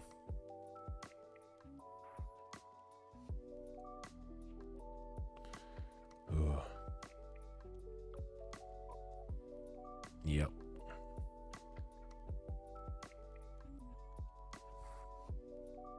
Okay, but counterpoint Leroy Jenkins. Hey, I am all for the Swoley Bible, right? I'm all for the Swoley Bible. But strength is a Garbo stat in 5e. Now, in like Pathfinder 1e, both, very much so. I played a charging kobold, ASMR, small-sized ASMR, flavored as a kobold, like kobold ASMR, basically. Paladin in 1E Pathfinder that did charging spirited charge with a lance from the top of his Saint Bernard animal companion, and it was beautiful. It was wonderful. Loved the character, loved the mechanical gameplay of it. It was fantastic.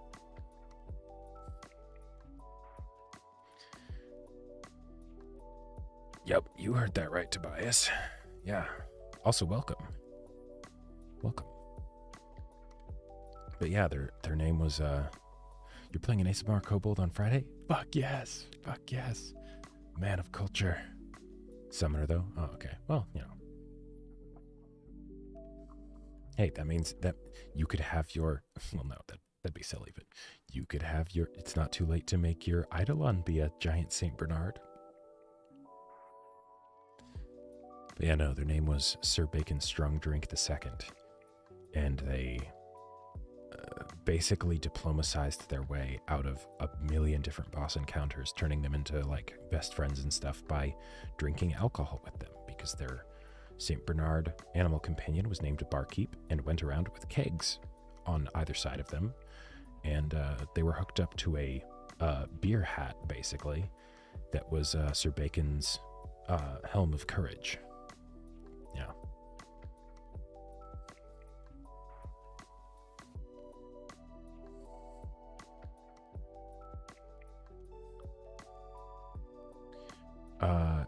Yes, but also the way Colby does things, the D4 guy, yeah, D&D Deep Dive, he does have really good stuff, and Barbadin is pretty great, but he goes by point buy, or package, things like that. if you're rolling, or if you're doing a custom array that like your DM comes up with, you are much more likely to have like a single high stat, and then you can just put that into charisma and then put your next highest into con, and and things like that. Like from the ability score standpoint, I feel like it just works way better. Just way better.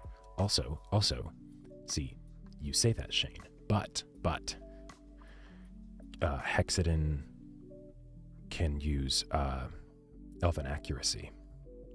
So counterpoint.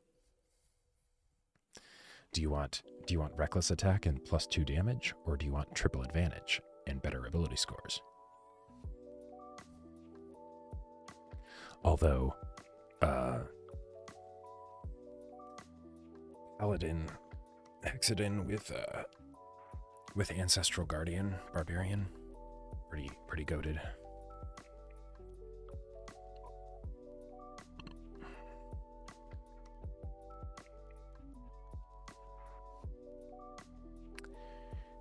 Hey, there you go, Tobias. Yep, that sounds awesome.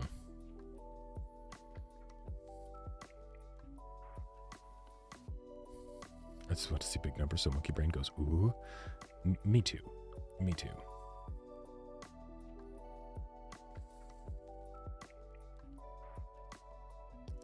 too, Joseph, absolutely. I just often find myself wanting to play strong characters. Like, not necessarily physically strong, but like, competent characters. They're adventurers, after all. The underdog can definitely be fun, but like, even with the underdog, you still want them to be built well, even if they're not like min-max optimized, because no one wants to play a caster where you dump your casting stat. That you're just not going to have fun. Doesn't matter how much how much it works with the character, unless you do it as like a challenge to yourself to like specifically only cast buffs or things that don't need a save.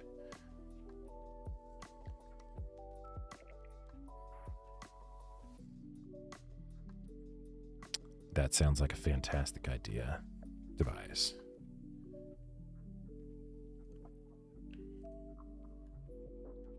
Oh.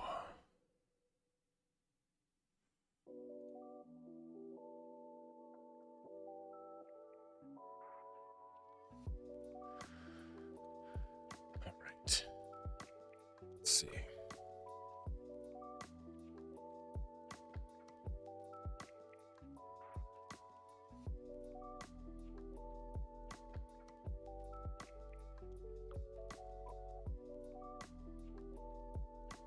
I mean,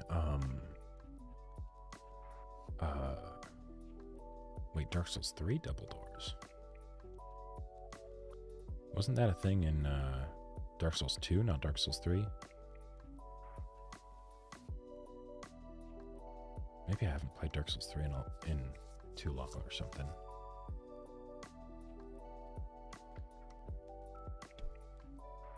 Okay, yeah. Dark Souls 3 DLC. I'm trying to remember where it was.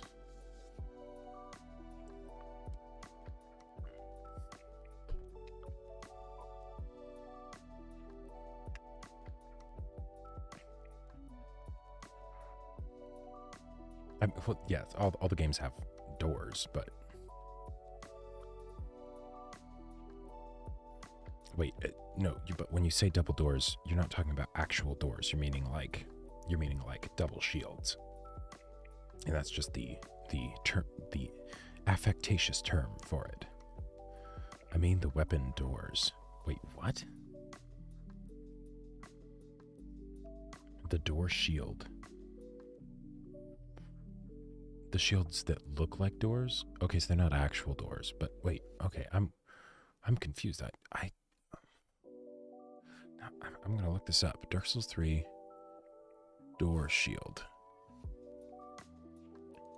Giant door shield. What? Ring City, just past the Earthen Peak Ruins bonfire. To the right of the first angel is a shack. Down the path to the left is corpse with his shield. Oh. I have never found this before. Huh, that's cool. Nice.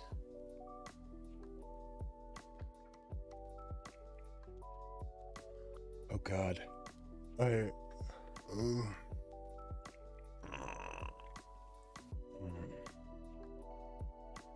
Oh, I imagine they're awful PvP weapons. I have a dark mode plugin for my browser,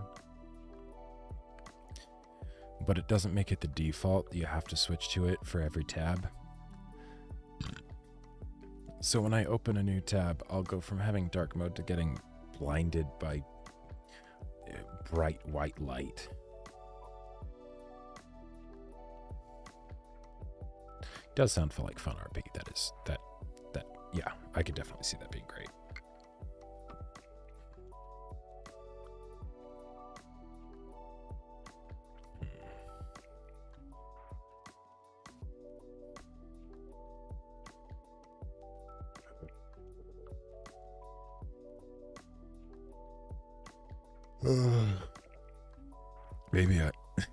Maybe I just shouldn't set my hopes too high for actually writing during these like first few productivity streams, because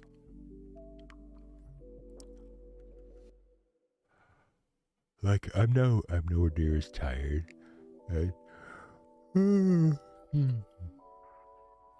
Sorry if you weren't interested in the yawn ASMR, but I'm not as tired as I was yesterday. Nowhere near. But you know, I'm still not used to waking up at 4:45. Yawn ASMR is best ASMR.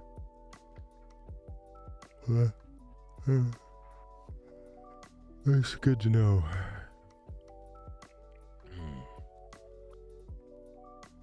Yeah, usually I just need to put a thing on paper and start branching. What will usually happen is that I'll have an idea for a scene, because one of the things that I did get as advice from somebody who works in the publishing industry is that you don't have to measure the success of your time that you put into writing by whether or not you get words done necessarily. Yes, you need to get words down on paper, and that is the most important thing. But if you have to do things in order to properly prep yourself to be able to get a good writing session in, that it's not just, you know, the time that you spent writing effectively wasn't necessarily just the time you spent actually typing out words. If the prep was like actively helping you be able to write and not like procrastinating or like, you know, shifting to doing something else, that's like that's a win, right? If it takes you all day to get to the point where you can, you know, write your 2,000 words or something, that's a win for the whole day. It's not that, you know, only the time when you were writing the 2,000 words were you being productive. But I thought the whole purpose of the stream was for accountability. Oh yes, absolutely. And yes, I'm absolutely still going to be waking up for these, and I'm going to be doing my damnedest to write.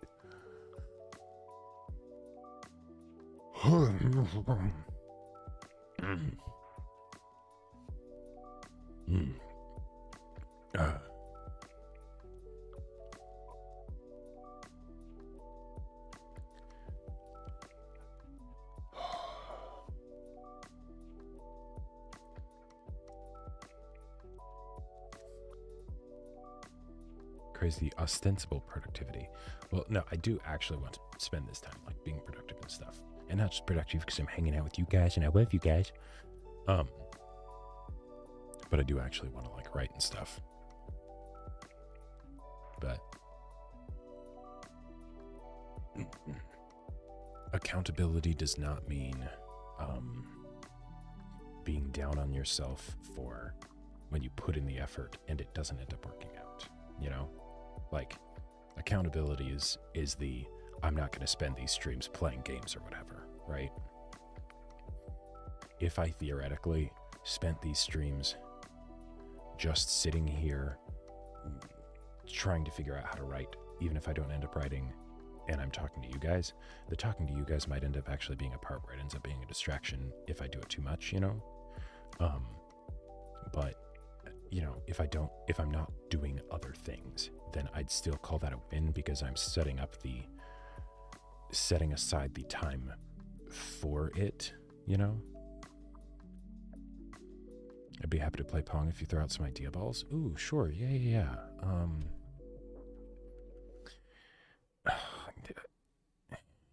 Now my thoughts just going to horny places. It's just going to horny places.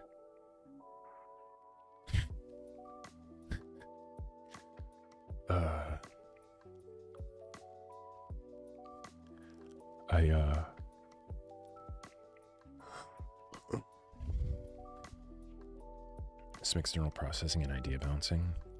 Well, if it's for horny ideas, would that count as sexternal processing?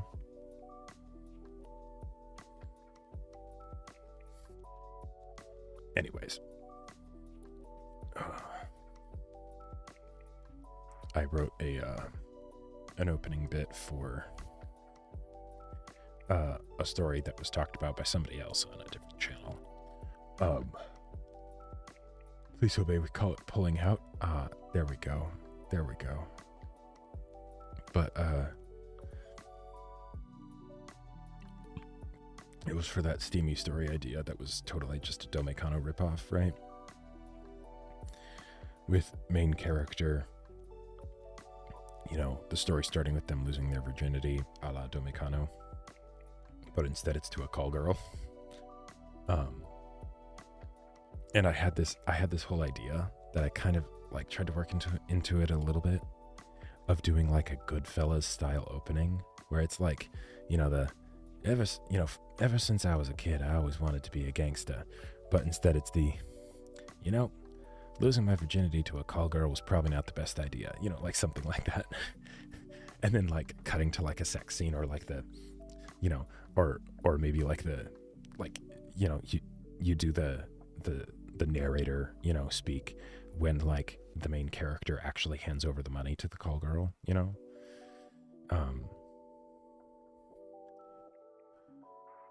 And then that could basically be the setup for all of the romantic kerfuffle that ends up happening, you know, in the story. Because like the biggest problem that people had with Domekano is like the characters are making such terrible decisions. I just can't, right? But if you set that up in no uncertain terms that that's the point, you know? Yep, that's me. You're probably wondering how I got into this situation. Exactly. Yep.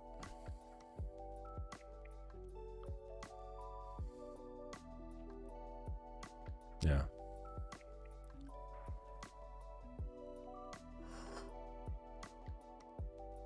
Oh.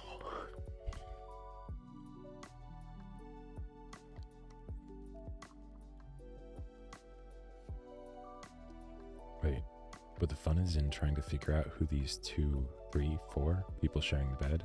Where do they know each other? Why do they care? That was another idea that I had, starting with just like an orgy from like you know, people that met at like a swinger party or something like that, and just had their own like regular, you know, friends with benefits, polyamorous type situation. But then like, what happens if then, you know, one of them ends up getting like a transfer at work, and then suddenly, surprise, their new boss is one of the people in like the group of 5, you know, and then it's like, oh fuck, we weren't ever supposed to meet. Oh shit, what do we do? And then that's how all the people from the group end up meeting IRL, you know, not just when they're, you know, like having their sexy time parties.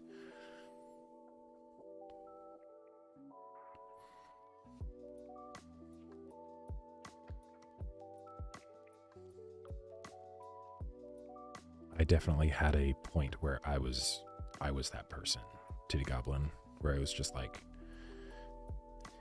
but for me, I think it was because I would have kind of ideas for where I wanted the story to go, but it was more that I would end up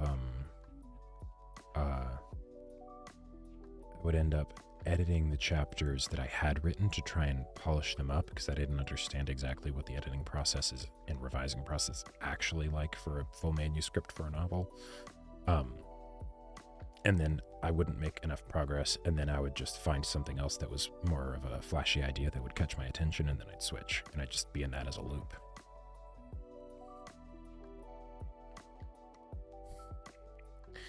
Now, would it be more or less awkward if your boss was your favorite or least favorite partner in the parties? You know, I don't know. Ooh, yes, Shane, talk about that. Yeah, personal story. Because the angle, and while you're typing out, your answer to that, the angle that I was going to go with it was not the immediate regret angle. It was the, oh no, the person then, because, in the stream where the people were coming up with this idea, it was the person, the main character is a sex addict, right? They get addicted to the whole call girl thing, and then they end up falling in love with the call girl, which is just, bad idea, right? But then the call girl ends up being their roommate in college, but then they're also roommates with their ex, and then chaos ensues. But yeah, what's your, to the degree that you feel like sharing, what's your story with the call girl regret? No, we're not talking about Utena here, Ockback. I know Nanami is best worst girl, but no, we're not talking about that.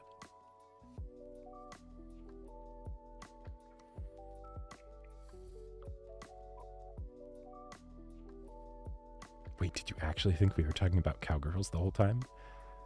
Or was that a joke? Oh man, I can imagine that being so confusing. You're like, wait, what? What the fuck is all this talk about cowgirls? Wait, what? How does the the hybrid humans come into this?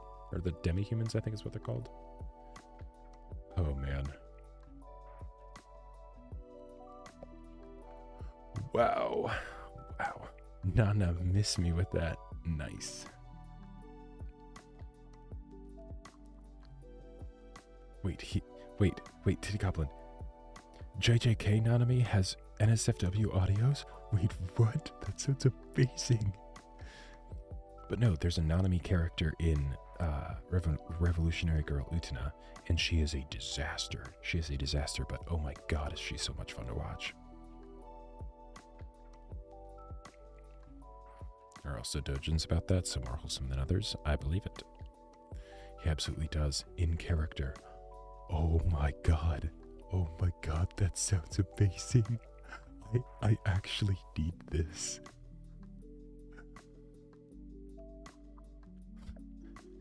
Yep, exactly, Joseph. Exactly. Oh. Nanami has such cracked energy, it's ridiculous.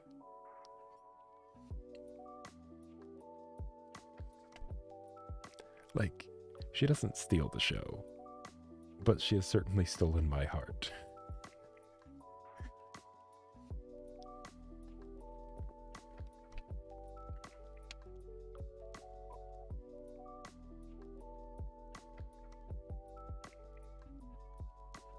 Oh, damn, Shane. Oh, shit. A drunken whim after drinking a few too much. Maybe the most is that I didn't finish. That. Yeah, that. Yeah.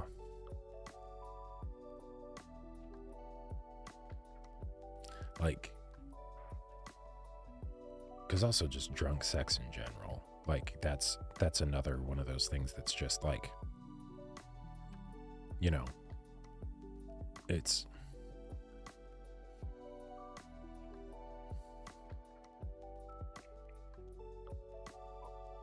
yeah. Exactly, Joseph, exactly. Elevator encounters. Well, I mean, yeah, because then you gotta be quick about it. You never know when those doors are gonna open, you know?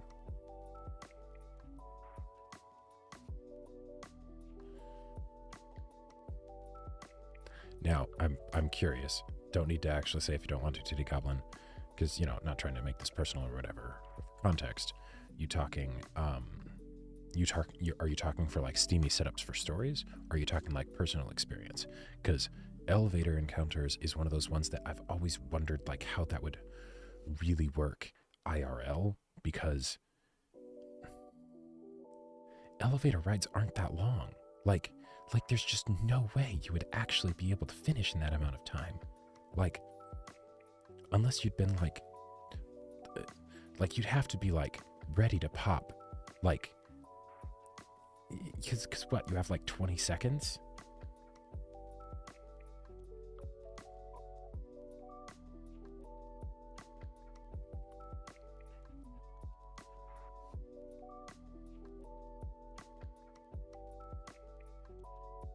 Here's the thing, I know it wasn't WD. I just realized that my heart wasn't in it about 20 minutes in. I sat and talked to her for the remaining 40 minutes. It was a sweet conversation. Oh, well, that's nice.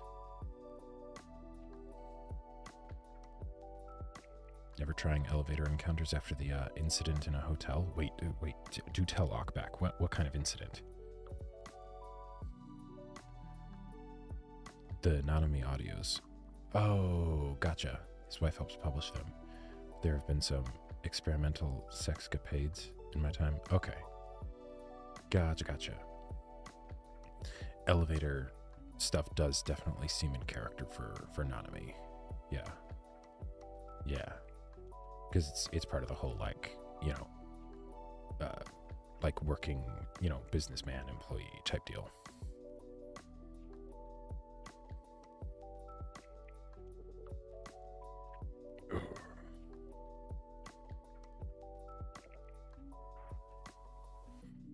Oh no. Wait, so this was your personal incident, Ockback? Oh god. You tried to do the thing about looking the elevator in pace, but didn't know it immediately calls 911. Oh shit. Oh my god. Oh fuck. Oh, that's...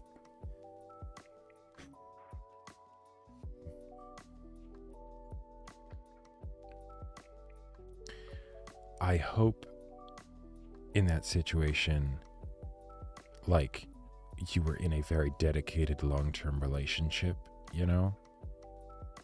Married, ideally.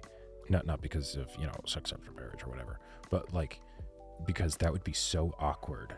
Like, I could see that being, I could see that being so awful that, like, you know, like, I could see it actually, like... Imagine trying to explain to the fire department that it was just an accident. Oh my god. Oh, fuck. Yeah, like, because I had one experience where it was in a car at a parking garage, like, you know, late at night, you know, nobody around, all that stuff, right?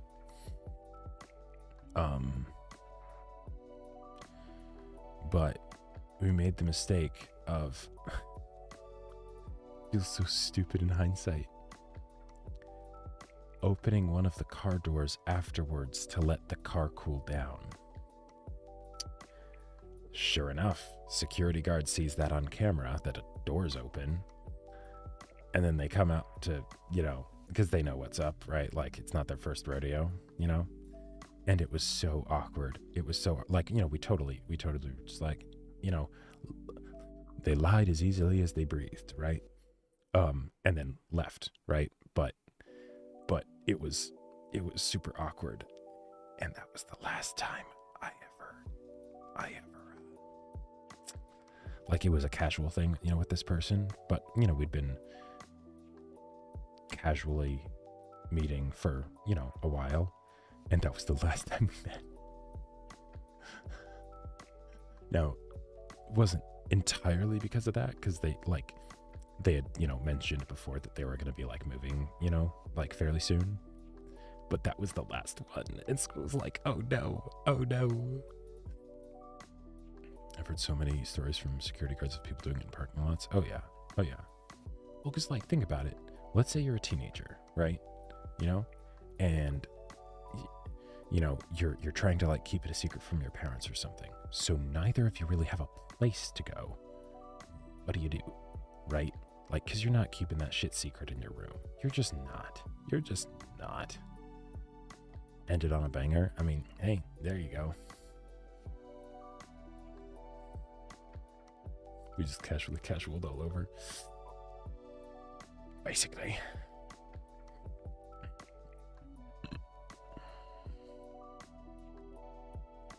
I will say, absolutely do your research on security cameras. If you do car stuff anywhere that isn't just a back road, maybe 3 a.m. at that abandoned parking lot, someone will watch it later. Well, the car that I had very good tinted windows. So, yeah. Teenager. I was married and was just trying to get away from the in-laws. Sure. Yes. Abso-fucking-lutely. Yeah. Yeah. Well said, psych. Well said. One of my good online friends is asexual, and even he will constantly, like, joke about, like, make horny jokes, because it's just like, yeah, this is a thing. I don't actually like it myself, but, you know, it is what it is.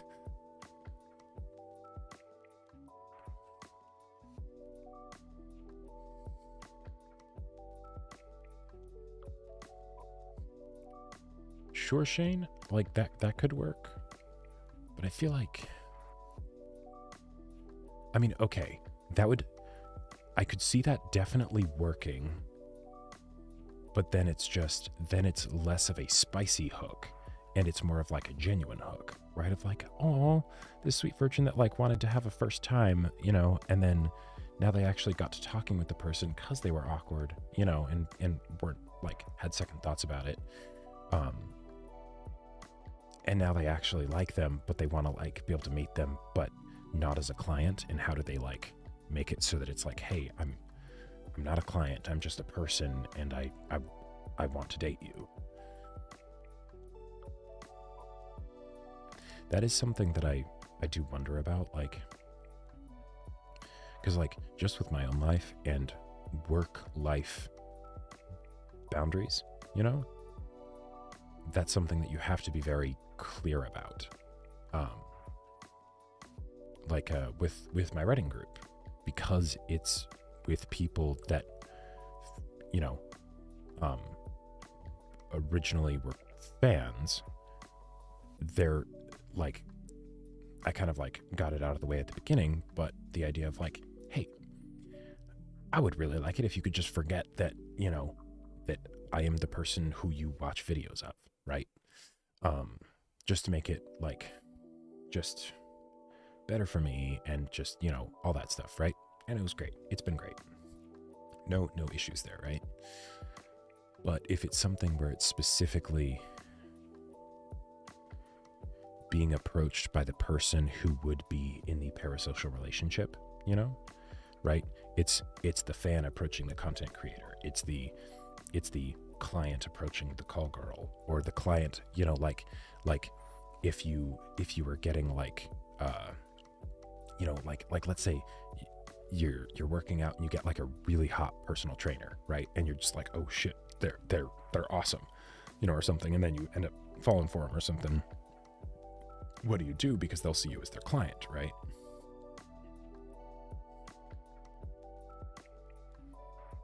Personally, I'm a sucker for the I seduced you for a mission of some sort, and now I'm way too compromised. I mean, you know, it's a common trope for a reason, you know, like that. I mean, let's be real. I'm right there with you. Maybe not like, I don't like it often, but like,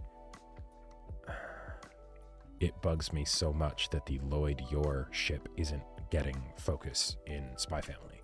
And that's literally what that is, or what it would be. It's the customer hitting on the barista who's just trying to customer service. Exactly. And like, there's the like, hey, I'm just going to leave my number here in case you want to give me a call, right? You know, where you're not like, you know, you're not putting them on the spot, you know, where it's like, I'm just trying to do my job. Can you please move on? You know?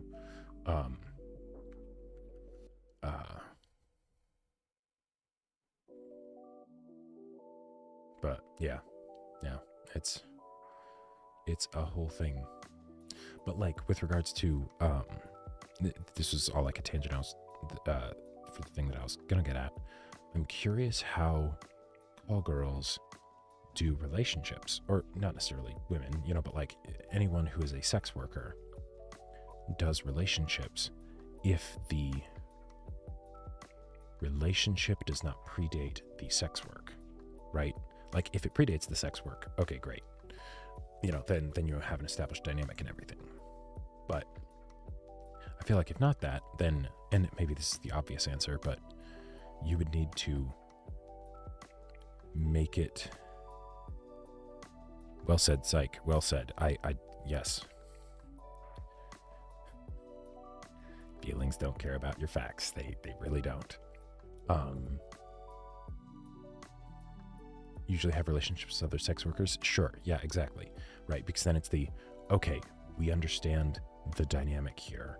And so we don't have to worry about like jealousy or things like that. But then also we know how to avoid that parasocial relationship type deal, you know?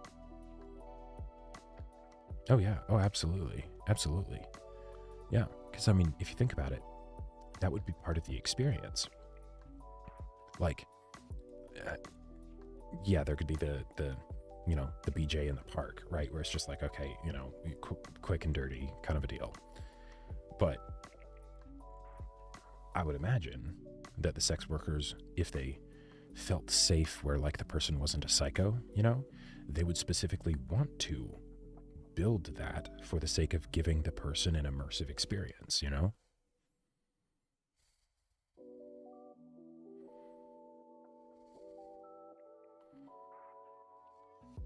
Okay, good to know. Good to know, Titty Goblin.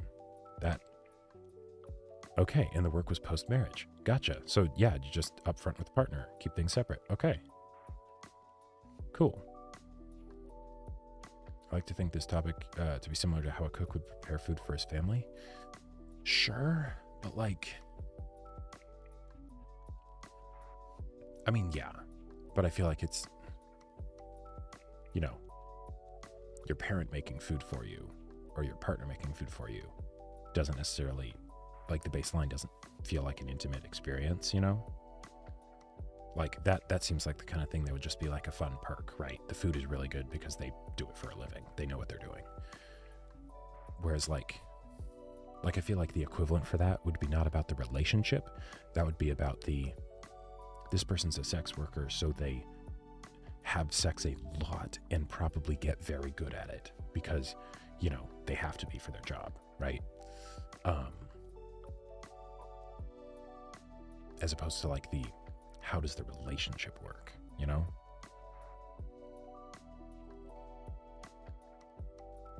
But yeah.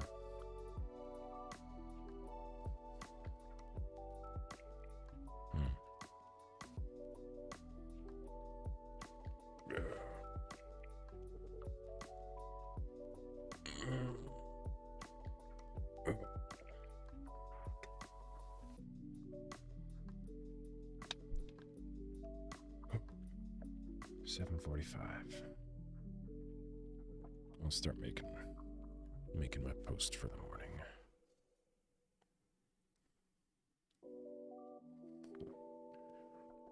Sure, but I imagine if you're a pro chef, even your quick and easy meals would be better than most parents' meals. Like how they say a maid's house is messy. Totally, I can see that. But like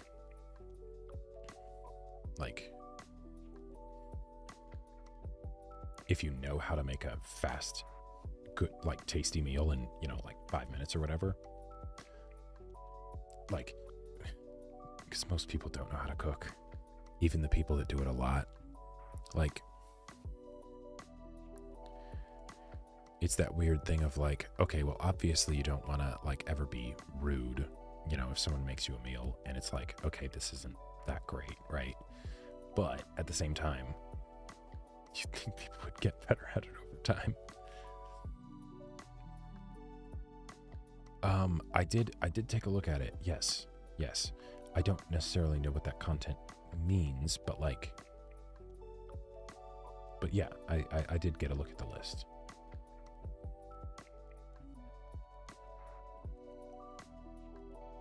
Oh.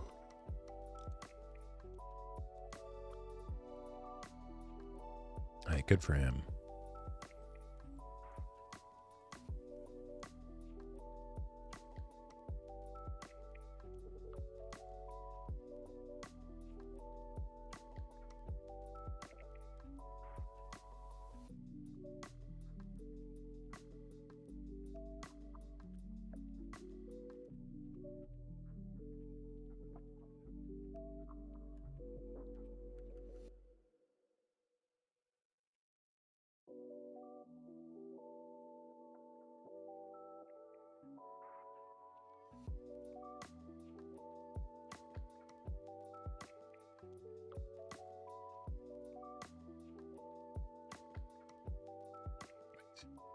Hang on.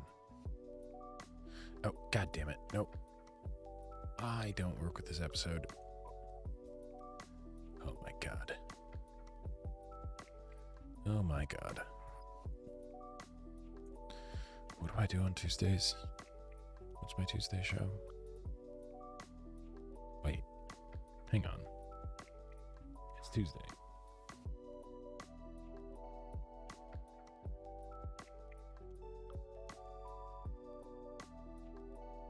Wait, I'm confused.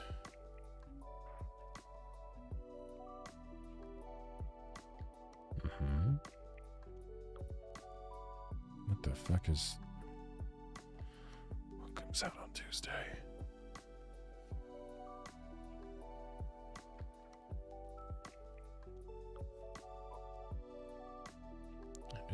No, but Uski.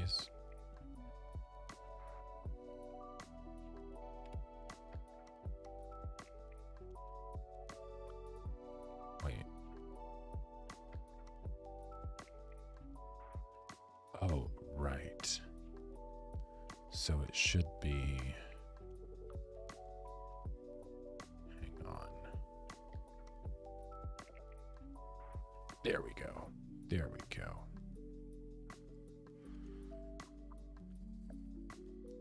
I was meeting for my other job. I'm going... God. I'm going through on the back end and making my post for the day. Because, might as well. Now's about the right time. And I couldn't for the life of me remember what my Tuesday post is. And the reason for that is because it just changed. New show.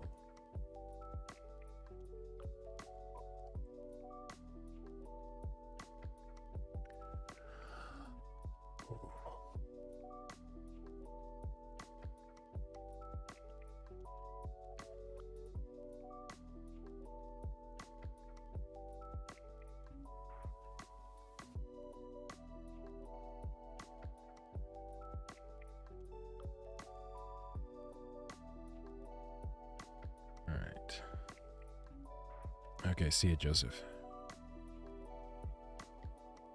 Oh, my goal was for you to go over it with chat. If you want me to tier it, I can do that as well. Oh. Yeah, I could do that. I haven't done that yet. You know what? This one doesn't exactly have episode titles, so I guess I'm making it up myself. Skit titles does not count.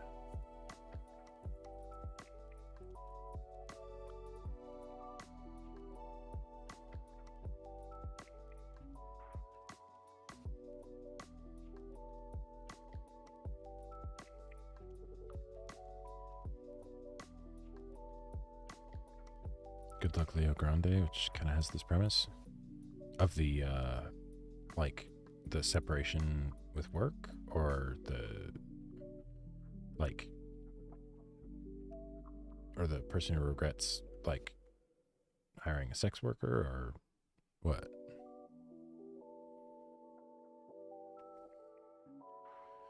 Desktop audio is off.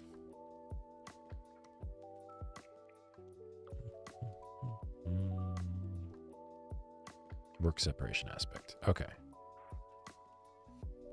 Yeah, that sounds like fun. What kind of job was it for?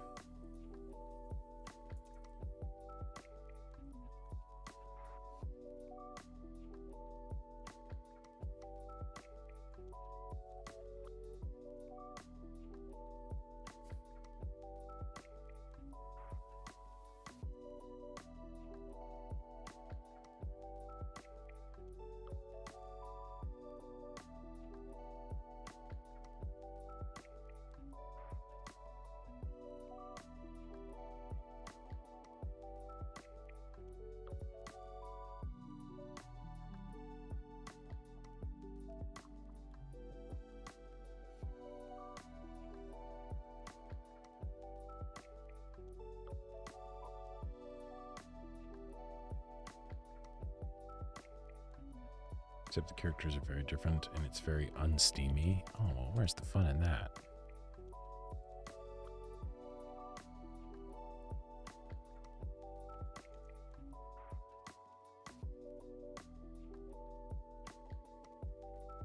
Movie's more about body acceptance than getting down and dirty. Oh, okay, cool. So, is it then? So what's the job that's being done?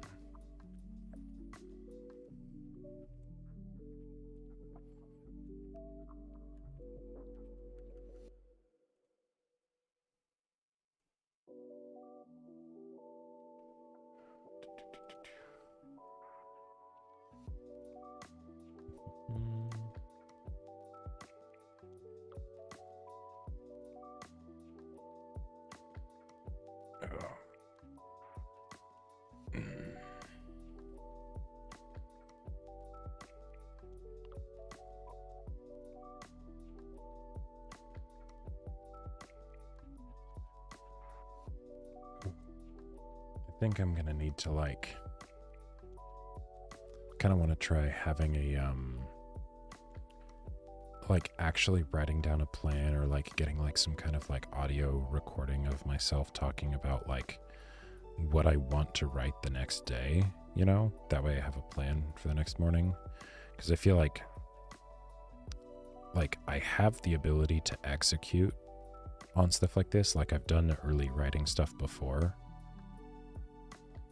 but when it comes to the more creative thinking and stuff, when I just woke up, it's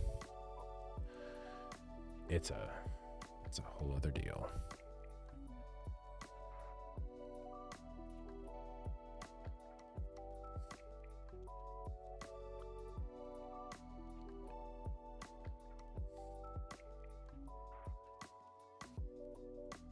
Ah. Interesting. That sounds like a really touching movie, Shane. And I'm not saying that because of the pun.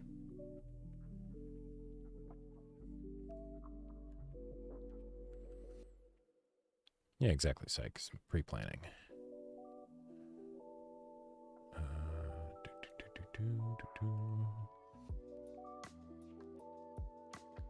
Hey, I said that it's specifically not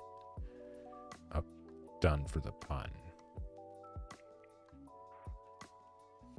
When the glove, yeah, exactly, right.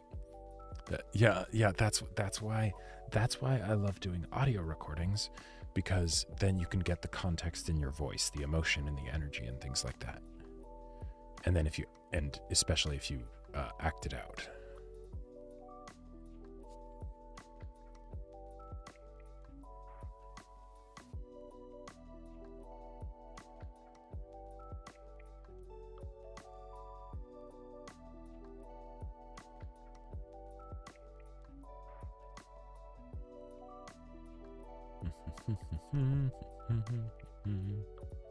Also, let's be real. Can you really be disappointed, Shane? I'm always going to make innuendos and puns and stuff. It might not always be intentional, but, you know, like, that shit's just gonna happen.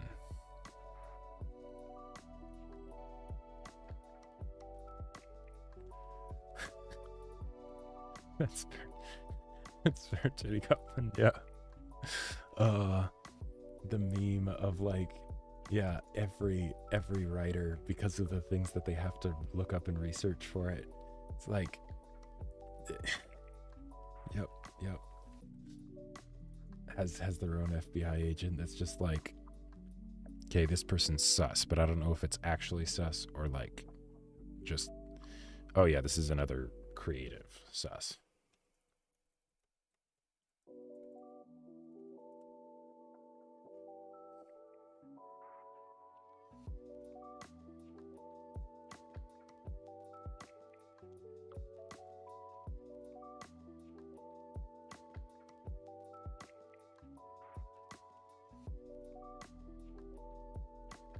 I mean, I've literally looked up before how to build a nuke.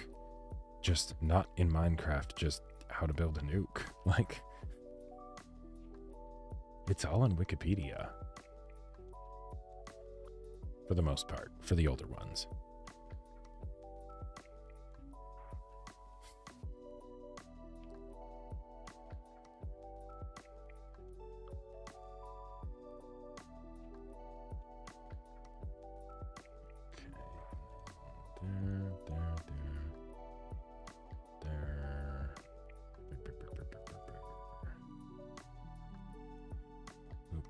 Snoop doopity doop.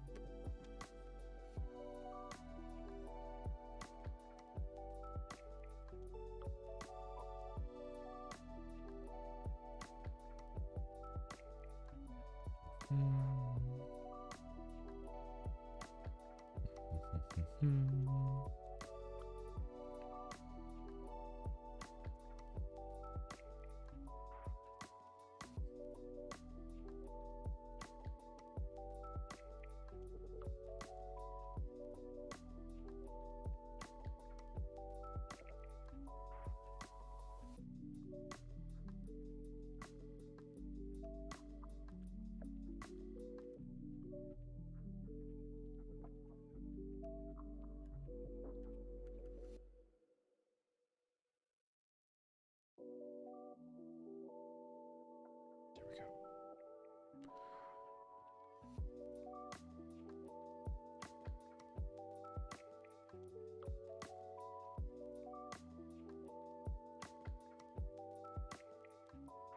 All right.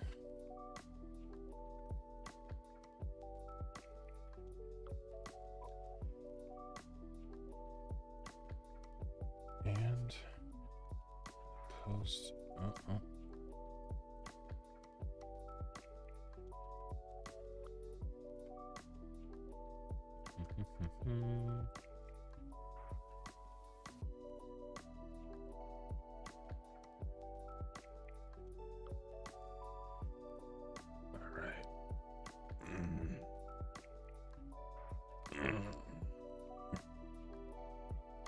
Local man too distracted, right? Makes horny stories more at 5.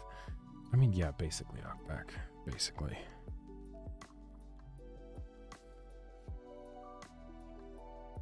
And correct me if I'm wrong, but I basically imagine your story branching 2 different ways. The Don John sex is about feelings way, or the Wolf of Wall Street descent into depravity way. Oh, for the story idea with the main character that falls in love with the call girl. The sex is about feelings way, I think, is definitely an obvious way to take it, but with the but I feel like the Wolf of Wall Street would be a bit reductive. You could definitely do that style, but I feel like it's more that it would lend itself very nicely to drama, basically, because that's a messy thing that would absolutely complicate things, because, you know, they met them as a sex worker, right? Not like they got together and then and then that stuff got added to the mix afterwards. But then 2, because they were a virgin, right? So like you never forget your first. So then there's all of this extra stuff where it could end up having all this meaning to the person when inherently it wasn't even supposed to have meaning to the other person to start with, because it was sex work. But then on top of that, you know, it like, yeah.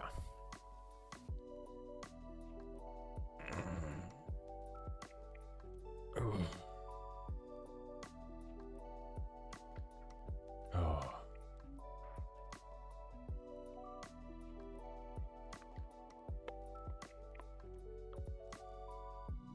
All right. Well,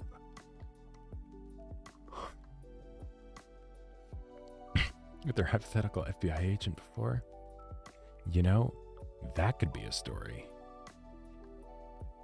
They Google, "Hi Fred, how was your day?" Oh my God, that sounds so sad, but also so fun. Like,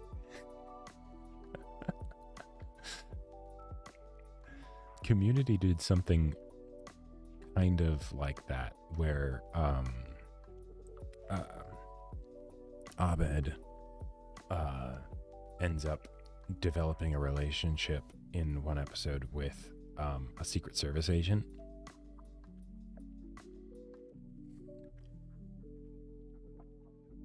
And so, like, she spies on him because, he's a potential threat, you know, and I better investigate and keep him under tabs, you know? And then they, like, signal to each other while, you know, she's spying on him as their little pseudo awkward not date. But that was pretty fun.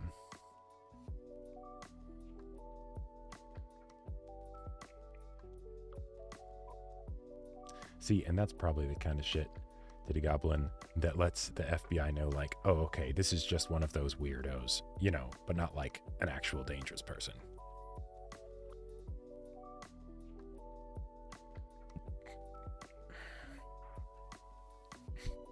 Sure, psych. Yeah. Okay, I'm gonna head out now. So I gotta start. Oh, the person gets kidnapped or something, and the now attached FBI agent goes rogue to save them. Holy shit, that would be amazing. That actually sounds incredible. Oh man. Oh, I love it. I love it.